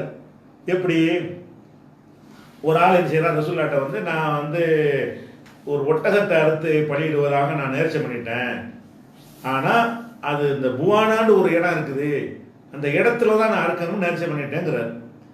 ரசூல் ஸல்லல்லாஹு அலைஹி கேட்குறாங்க, இந்த புவானான்னு ஒரு இடத்த மென்ஷன் பண்ணுறாரு, சும்மா கேட்க வேண்டியது தானே அப்படின்னு என்ன செய்கிறாங்க. அந்த புவானான்ற இடம் என்ன, அங்கே ஏதாவது பிற மதத்தவர்கள் திருவிழாக்கள் நடத்துகிற இடமா, மூடத்தனமான காரியங்கள் அரங்கேறுவதற்குன்னு உள்ள இடமான்னு கேட்குறாங்க. இல்லை அப்படிலாம் ஒன்றும் இல்லை, சும்மா ஒரு இடம் அவ்வளோதான், வேற ஒன்றும் இல்லை, விழா நடக்கிற இடம் அவ்வளோதான்றவுடனே அப்போ நீ அங்கே போய் செஞ்சுக்கேங்கிறாங்க. அப்போ நம்ம எங்கே செஞ்சிடக்கூடாது, அல்லாவுக்கு இணை கற்பிக்கிற இந்த திருவிழாக்கள் நடக்கிற ஒரு இடமா இருக்குன்னு வைங்க, அதுக்குன்னு ஒதுக்கி வச்சிருக்கிறாங்க. பஞ்சா எடுக்கும் இடம்னு ஒன்று வச்சிருப்பான்னு வைங்க, அந்த பஞ்சா இடத்துல போய் கல்யாணம் பண்ணிடக்கூடாது. ஏன் அந்த மாதிரி இடத்த இந்த ரசூலுல்லாஹ் தவிர்க்க சொல்லியிருக்கிறாங்க. அந்த சிற்கை செய்கிறதுக்குன்னே, சிற்கு மூடத்தனம் கிறுக்குத்தனத்தை செய்கிறதுக்குன்னே ஒதுக்கப்பட்ட ஒரு இடமாக இருந்தால் அந்த இடங்களில் தவிர்த்து கொள்ளணுமே தவிர, மற்றபடி எந்த இடத்துலையும் கல்யாணம் பண்ணலாம், ஆனால் அது முறையாக நடக்கணும். அப்போ கலந்து கொள்ளலாம் தாராளமாக இன்ஷா அல்லாஹ். அடுத்து ஜாபருங்கிறவர் கேட்கிறார். ஜாபர் என்ன கேட்கிறார், இமாமுடன் சேர்ந்து தொழும் தொழுகையில் இமாம் சப்தமிட்டு அல்ஹம்து ஓதும் போது நாமும் சப்தமில்லாமல் ஓத வேண்டும் என்று ஒரு சகோதரர் கூறுகிறார். மேலும் இமாம் இப்னு கதீர் அவர்கள் தன்னுடைய தப்சீரில், இங்கிலீஷ் வெர்ஷனில் படிச்சிருக்கார், தப்சீரில் ஒத்த கருத்தை கூறுகிறார். ஆனால் தாங்கள் தேவையில்லை என்று சொல்வதாக அறிகிறேன் அப்படின்னு கேட்கிறார். அதாவது தொழுகையில் அல்ஹம்து சூரா ஒவ்வொரு ரக்காத்தில் ஓதுறது மஸ்ட் அவசியம். கூட ஓதுகிற சூறாவை நீங்கள் விட்டாலும் பரவாயில்லை, துணை சூறா ஓதுறது கம்பல்சரியாக ஓதி ஆகணுன்னு இல்லை, அது அல்ஹம்து மட்டுமாவது ஓதி ஆகணும் கண்டிப்பாக. அப்போ அது லொஹராக இருந்தாலும் அசராக இருந்தாலும் சத்தம் போடுறதா இருந்தாலும் சத்தம் இல்லாமல் வருவதாக இருந்தாலும் சுன்னத்தான தொழுகையாக இருந்தாலும் நஃபிலான தொழுகையாக இருந்தாலும் இரவு தொழுகையாக இருந்தாலும் எந்த ஒரு தொழுகைன்னு வந்து விட்டாலேயே அதில் ஒவ்வொரு ரக்காத்துலையும் என்ன செய்யணும், அல்ஹம்து ஓதி ஆகணும். எதை வச்சு ஓதணுங்கிறோம், ரசூல் ஸல்லல்லாஹு அலைஹி வஸல்லம் அப்படி என்ன செய்கிறாங்க, லா ஸலாத்த லிமல்லம் யக்ரா பி ஃபாத்திஹத்தில் கிதாப், அல்ஹம்து சூரா ஓதாத ஒருத்தனுக்கு தொழுகை கிடையாது. உம்முல் குரான், குரானுடைய தாய் அதுக்கு பேர். அதை ஓதாதவனுக்கு தொழுகை கிடையாது. பல வாசகங்கள் இந்த கருத்துப்பட ஏராளமான ஹதீஸ்கள் இருக்குது. அல்ஹம்து சூரா ஓதலையா தொழுகை செல்லாது. அப்ப 4 ரக்காத் தொழுகையா இருந்தா 4லையுமே என்ன செய்யணும், நிற்கும் போது அல்ஹம்து சூரா ஓதிடணும். இதுல யாருக்கும் மாற்று கருத்து கிடையாது. அல்ஹம்து ஓதி தான் ஆகணும். இப்போ எங்க பிரச்சனை வருதுன்னு கேட்டா, ஒரு ஜமாத்தை நம்ம தொழுகிறோம். ஜமாத்தா தொழும்போது அதுல இமாமும் ஓதுறாரு, நம்ம கேட்குறோம். அப்ப அந்த இடத்துல என்ன வருதுன்னு கேட்டா, அவர் ஓதும்போது நம்மளும் ஓதிட்டு இருக்கணுமா? அவர் தான் ஓதுறாருல, நம்ம தான் கேட்குறோம்ல, அப்போ ஓதணுமா அப்படின்ற ஒரு பிரச்சனை அங்கே வருகிறது. இதில் என்ன செய்கிறாங்கன்னா, அறிஞர்கள் 2 விதமாக பிரிகிறாங்க. ஒரு சாரார் என்ன செய்கிறாங்கன்னா, அதிலே நிற்கிறாங்க விடாப்புடியா. இதில் அல்ஹம்து ஓதாட்டி தொழுகை இல்லை. நீ இமாமா நின்றா என்ன, நீ தனிச்சு தொழுதா என்ன? நீ இமாமாக நின்றாலும் நீ இமாமும் ஓதித்தான் ஆகணும், நீ அவரை பின்பற்றி தொழுதாலும் நீனும் ஓதித்தான் ஆகணும். இப்படிங்கிற மாதிரி என்ன செய்கிறாங்க ஒரு சாரார், ஒரு குழு அறிஞர்கள் சொல்லுகிறார்கள். இன்னொரு சாரார் என்ன சொல்றாங்கன்னு கேட்டா, அல்ஹம்து ஓதனுங்கிறதுல மாற்றுக்கிறது கிடையாது. ஆனா இமாமு சத்தம் போட்டு ஓதுறாருல, சத்தம் போட்டு ஓதும் பொழுது அப்ப நமக்கு ஒரு கடமை இருக்கிறது. என்ன கடமை? அவரே சத்தம் போடுறாரு, நம்ம கேட்கறது தானே போடுறாரு. ஒருத்தன் கேட்டுக்கிட்டு ஓதிக்கிட்டு இருக்க முடியுமா? ஒரு மனிதன் நான் பேசிக்கிட்டு கேட்டுட்டு இருக்க முடியுமா? அது பயிற்சி எடுத்தா 1-2 காரியத்தை சில பேர் செய்ய முடியும். அவதானம்னு சொல்லுவாங்க. அது சராசரி மனிதனுக்கெல்லாம் முடியுமானா முடியாது. அப்போ அவர் அல்ஹம்து அவர் நான் ஒன்று ஓதுனேன்னு சொன்னால் அவரை எதுக்கு வேண்டி மார்க்கத்தில் சத்தம் போட சொல்லியிருக்குது என்ற ஒரு கோணத்தில் சிந்தித்து அப்போ இதுலையும் செய்யணுமான்னு ஆய்வு பண்ணுறாங்க அறிஞர்கள். அவங்க என்ன செய்கிறாங்கன்னு கேட்டால், ஒரு சில ஆதாரங்கள் அவங்களுக்கு கிடைக்கிறது. அதில் முக்கியமான ஆதாரம் என்னன்னு கேட்டால், இன்னமா ஜுயிலல் இமாமுல் யுத்தம பிஹி, இமாம் என்பவர் எதற்காக வேண்டி ஏற்படுத்தப்பட்டிருக்காரு? நீங்களாம் தொழுது போயிடலாம் தானே, அவரை ஃபாலோ பண்ணணும், பின்பற்றணும் என்பதற்கு தான் இமாம். இமாம் என்பது எதுக்கு ஏற்படுத்தணும்? நம்ம நினைச்ச நேரத்துக்கு ருக்கு போக முடியாது, அவர் போன பிறகு தான் நீங்க போகணும். நம்மளா தொழுதா நினைச்ச நேரத்துக்கு போகலாம், பெரிய சூறா ஓதிக்கிட்டே இருக்கலாம். ருக்குல எந்திரிக்கிறது 200 தஸ்மீ சொல்லிட்டு எந்திரிக்கலாமா நீங்க? அவர் எந்திரிச்சிட வேண்டியதுதான். அப்ப இமாமை ஏற்படுத்த எப்படி ரசூல் எப்படி சொல்றாங்கன்னா, இன்னமா ஜுஇலல் இமாமுல் யுத்தம பிஹி, இமாம் ஏற்படுத்தப்பட்டிருப்பது பின்பற்றப்படுவதற்கு தான். பின்பற்றுனா என்ன? ஒவ்வொன்றுக்கும் பின்பற்ற சொல்றாங்க. இதா கப்பர ஃபகப்பிரு, அவர் தக்பீர் சொன்னா நீங்க தக்பீர் சொல்லுங்க. அப்ப தக்பீர்ல பின்பற்றுவது என்ன? அவர் அல்லாஹ் அக்பர் பாரு, நீங்கள் அல்லாஹ் அக்பர் சொல்லிடணும், சொல்லாம இருக்கக்கூடாது. அப்புறம் அதுக்கப்புறம் என்ன செய்யறாங்க, அவர் ருக்கு செஞ்சா நீங்க ருக்கு செய்யுங்க. ஒய்தா சஜத பச்சுது, அவர் செய்தா செஞ்சா செய்தா செய்யுங்க. ஒய்தா கரா ஃபான்சிது, அவர் ஓதுனா வாய மூடுங்க. பின்பற்றுவது, ஓதுவதில் பின்பற்றுதல் வாய மூடுவது தான். ருக்குல அப்படி செய்யுங்க, ருக்குல எந்திரிக்க அவர் மாதிரி செய்யுங்க, சஜிதாவை அதே மாதிரி பின்பற்றுங்க, சஜிதாவில் எந்திரிக்க அது மாதிரி பண்ணுங்க. ஆனால் ஓதிட்டார்னு வைங்க, அவர் ஓதி விட்டாரையானால் ஓதுறதுங்கிற சத்தம் போடுறது தான் சொல்றாங்க. இல்லாட்டி எல்லாத்தையும் ஓதுவார, லோகராசல்ல ஓதாமே இருப்பார், ஓதுவார். நம்ம கேட்கிற விதமாக ஒய்தா கர, அவர் ஓத ஆரம்பித்து விட்டால் அன்சித்து, வாயை மூடுங்கள். அப்ப இந்த ஹதீஸை வச்சு பார்க்கும் பொழுது அவர் அல்ஹம்துலில்லாஹி ரப்பில் ஆலமீன் ஓதுறாருல, ஓதுறதுக்கு நம்ம கேட்கறதுக்கு தான். அப்ப சத்தம் போட்டு எப்போ ஓத ஆரம்பிச்சிடுறாரோ, நான் எனக்கு அல்ஹம்து ஓதணும்னு சொன்னா நீ ஃபாலோ பண்ண, நீ தனியா போயிருன்னு அர்த்தம். நீ ஒரு அல்ஹம்து ஓதிட்டு இருந்தேன்னு சொன்னா, அவர் ஒரு சபையில ஒருத்தர் சொல்வதை காது கொடுத்து கேட்காம நான் ஒரு பயான் பண்றேன்னு வைங்களேன், நீங்க ஒரு புத்தகத்தை படிச்சுட்டு இருந்தான்னு அர்த்தம். இதை கேட்கலன்னு அர்த்தம். இது பயான்ல கேட்கணும் அவசியம் கிடையாது, பேச்சுக்கு சொல்றேன். ஒரு பயான பேசுறோம், உட்காந்து பயானுக்கு கூப்பிட்டாச்சு, கேட்டா கேளுங்க, பிடிக்க நினைச்சு போயிருங்க, இதுல தான் இருக்கிறேன், சபையில் இருக்கிறேன்னு சொன்னா நீங்க உட்காந்து போன நோண்டிட்டு இருந்தா கேட்கலன்னு அர்த்தம். அப்ப இமாமை பின்பற்றுவது என்னது? அவர் ஓதுனா வாய முடியணும். அது மாதிரி குரான்ல கூட ஒரு வசனம் இருக்கிறது, இதா குரியல் குரான், குரான் ஓதப்படுமையானால் அதை செவி கொடுத்து கேளுங்க, அன்சித்து வாயை மூடுங்க, லஅல்லக்கும் துர்ஹமூன், அப்பதான் நீங்க ரஹமத் செய்யப்படுவீங்க அல்லாஹ்வும் சொல்றான். அப்ப குரானை ஓதும் போது 2 கட்டளை, வாயை மூடுங்க, காதை மூடுங்க. அல்ல எப்படி சொல்றான் பாருங்க, குரான் ஓதப்பட்டால் ஃபஸ்தமியூ லஹு, அதை காது கொடுத்து கேளுங்க, ஃபான்சித்து வாயை மூடுங்க. காதுக்கு வேலை கொடுங்க, வாய்க்கு வேலை கொடுங்க. வாய்க்கு வேலை மூடுற வேலை, காதுக்கு வேலை கேட்கிற வேலை கொடுங்க. இப்படி செஞ்சால் ரஹமத்து செய்யப்படுவீர்கள். அப்போ அல்லாஹ்வுடைய வேத குரானை ஃபர்ஸ்ட் வச்சுக்கணும். எப்போவுமே இதுக்கு முரண் இல்லாமல் தான் ஹதீஸை வழங்கணும். முதல் இடத்துல இதை வச்சிடணும், அல்லாஹ்வுடைய வேதத்தை வைத்துக்கொண்டு. அப்போ குரான் அவங்க நமக்கு தானே ஓதுறாரு, எதுக்காக சத்தம் போடுறாரு? நம்ம கேட்கறதுக்கு தானே. அப்போ நம்ம கேட்கறதுக்கு அவரே சத்தம் போட ஓத சொல்லிவிட்டு அவர் ஓதான் செய்வார், நீ பாட்டு ஓதிட்டு என்ன அர்த்தம்? அது வந்து ஒரு கட்டுப்பாடற்ற ஒரு தன்மையாகவும் ஒரு ஈடுபாட்டோட தன்மை குழப்பவும் செய்யுங்க. எந்த அளவு குழப்பம்? ரசூல் ஸல்லல்லாஹு அலைஹி வஸல்லம் அவங்க ஒரு நாள் தொழுதுட்டு இருக்காங்க. தொழுதுட்டு இருந்து பின்னாடி ஒரு ஆள் அவர் ரசூல்லா அவரு கத்த ஆரம்பிக்கிறார். சபேசமாக ரப்பிக்கல் ஆளான்னு அவரை சேர்ந்து கத்துறாரு. ஓதி முடிச்ச ரசூல்லா என்ன செய்றாங்க, யாருப்பா ஓதுனீங்க? நான் தாங்கிறாரு. நீ ஓது, எனக்கு டிஸ்டர்ப் ஆகுதுப்பா, நீ ஓதும்போது நானும் எனக்கு டிஸ்டர்ப் ஆகுது அப்படிங்கிறாங்க. அப்போ என்ன இதில் விளங்குது? ஒரு மனிதர் வந்து இன்னொருத்தர் ஓதுறதை கேட்டால் டிஸ்டர்ப் ஆயிடுவார். இப்போ ரசூல்லா டிஸ்டர்ப் ஆகிருக்கும் போது நான் வந்து இமாம் அல்ஹம்துலில்லாஹி ரப்பில் ஆலமீன், நான் போட்டு அல்ஹம்துலில்லாஹி ரப்பில் ஆலமீன்னா நான் என்ன ஈடுபாடு எனக்கு இருக்கு? கவனம் இருக்குமா? இருக்காது. அப்போ அந்த தொழுகையில் ஒன்றி இமாம் சொல்ல காது கொடுத்து கேட்போம். கேட்கறது ஓதுறது சமந்தான ஒரு வகையில் பார்த்தா அல்லாஹ்வோட வேறத்தானே கேட்குறீங்க காதில். அப்படி கேட்பதன் மூலமாக அந்த சூறாக்கள்லாம் மனப்பாடம், எத்தனை ஹதீஸ்லாம் வருது. ரசூல்லா அந்த குர்ஆன் ஓதுற சூறாவை ஓதுற வச்சு நான் அந்த சூறா மனப்பாடம் பண்ணணும். அப்போ மனப்பாடம் பண்ணுறதுலாம் அதுலேருந்து நடந்திருக்கு. அது சஹாபாக்கள் காலத்தில். எப்போ நீங்கள் மனப்பாடம் பண்ண முடியும்? அவர் ஓதும்போது கேட்டுட்டு இருந்தாலும் மனப்பாடம் பண்ண முடியும். அதனால வந்து அல்ஹம்து சூறா ஓதணுங்கிறத மறுக்கவே கூடாது. அது எந்த அளவுக்கு வச்சுக்கணும்னு கேட்டால், சுபுகுல ஓதாதீங்க, லோகரில் ஓதுங்க 4 ரகாத்துலையும், அசரில் ஓதுங்க, மகரிபில் முதல் 2ல் ஓதாதீங்க. எப்போ ஜமாத்தா தொழுதா, நீங்கள் தனியாக 5 வேளையும் தொழுதா ஓதிருங்க. நீங்கள் ஜமாத்தா தொழுகிறீர்களேயானால் மகரிபில் முதல் 2ல் ஓதாதீங்க, 3ஆவதுல ஓதுங்க. இஷாவில் 2ல் ஓதாதீங்க, 3ஆவது ஓதுங்க. ஜும்மாவில் ஓதாதீங்க, பெருநாள் தொழுகையில் ஓதாதீங்க. கேட்டுக்கிட்டீங்க. அப்போ இமாம் சத்தம் விட்டு ஓதுனார்னு சொன்னால் நம்ம கேட்கணும். இந்த அடிப்படையில் குர்ஆனுடைய அந்த வசனத்துக்கு முக்கியத்துவம் கொடுத்து பின்பற்றுவதற்கு ரசூலுல்லாஹ் சொன்ன விளக்கத்தையும் கொடுத்து அப்படி பண்ணிடலாம். அடுத்து சரி, அடுத்ததாக கேள்விகள் இருக்கிறது. கொஞ்சம் பெரிய கேள்வியாக இருக்குது. இன்ஷா அல்லாஹ் போதும். அடுத்தடுத்த வாரங்கள்லாம் இன்ஷா அல்லாஹ் கொஞ்சம் அதிகமான இந்த விஷயங்கள் எடுக்கிறவங்க இனிமேல் எடுக்க வேணான்னு தான் நினச்சேன். ஏதாவது ராயல்ட்டி அதுன்னு சொல்கிறாங்க, இது மாதிரி 3 மாட்டுக்கிறாங்க, ஏதாவது கிளப்பி விட்டுறாங்க.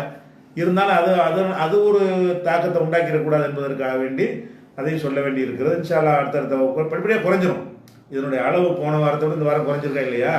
அடுத்த வாரத்தில் அதெல்லாம் நம்ம வாட்டுக்கு மார்க்க வேலையை பார்த்துட்டே இருப்போம். சரியா? தனி நபர்களுடைய விஷயம், இயக்க இதெல்லாம் தேவையில்லை. சரியான மார்க்கத்தில் நம்ம போயிட்டு இருக்கோம். சொல்கிற விஷயம் குர்ஆனை விட்டு இருந்தால் ஏற்றுக்கிறங்க, இல்லைன்னா என்ன செஞ்சுருங்க, நீங்கள் எதிராக போயிட வேண்டிய அவ்வளோதான். சொல்கிற விஷயத்தை நீங்கள் சிந்திங்க. ஆளை சிந்திக்க வேண்டியதில், இயக்கத்தை சிந்திக்க வேணாம், யாரையும் சிந்திக்க வேணாம். சொல்கிற செய்திக்கு ஆதாரம் இருக்குதா, அந்த ஆதாரத்தை இது விளங்குதா என்று பார்த்து நம்ம நடந்து கொள்ள வேண்டும். இதை சொல்லிக்கொண்டு ஆலிம் கோர்ஸ் சம்பந்தமாக இறுதியாக வந்தவங்களுக்கு தெரியாது, முதல் கேள்விக்கு ஆரம்பமாக நான் விளக்கிட்டேன். ஆலிமாக படிக்க விரும்புகிறவர்களுக்கு என்ன என்பதை விளக்கி இருக்கிறேன். ஃபஸ்ட்டு கேள்வியை ஃபஸ்ட்டு துவக்க உரையில் சொல்லியிருக்கிறதுனால இறுதியாக வந்து யாராவது இருந்தீர்களே ஆனால் ரிப்பீட் கூட என்ன செய்யுங்க, அதில் பார்த்து தெரிந்து கொள்ளுங்கள். அஸ்ஸலாமு அலைக்கும் வரஹ்மத்துல்லாஹி வபரகாத்துஹு.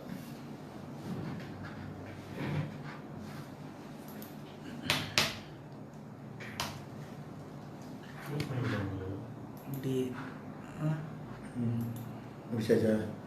முடிவு கொடுங்க.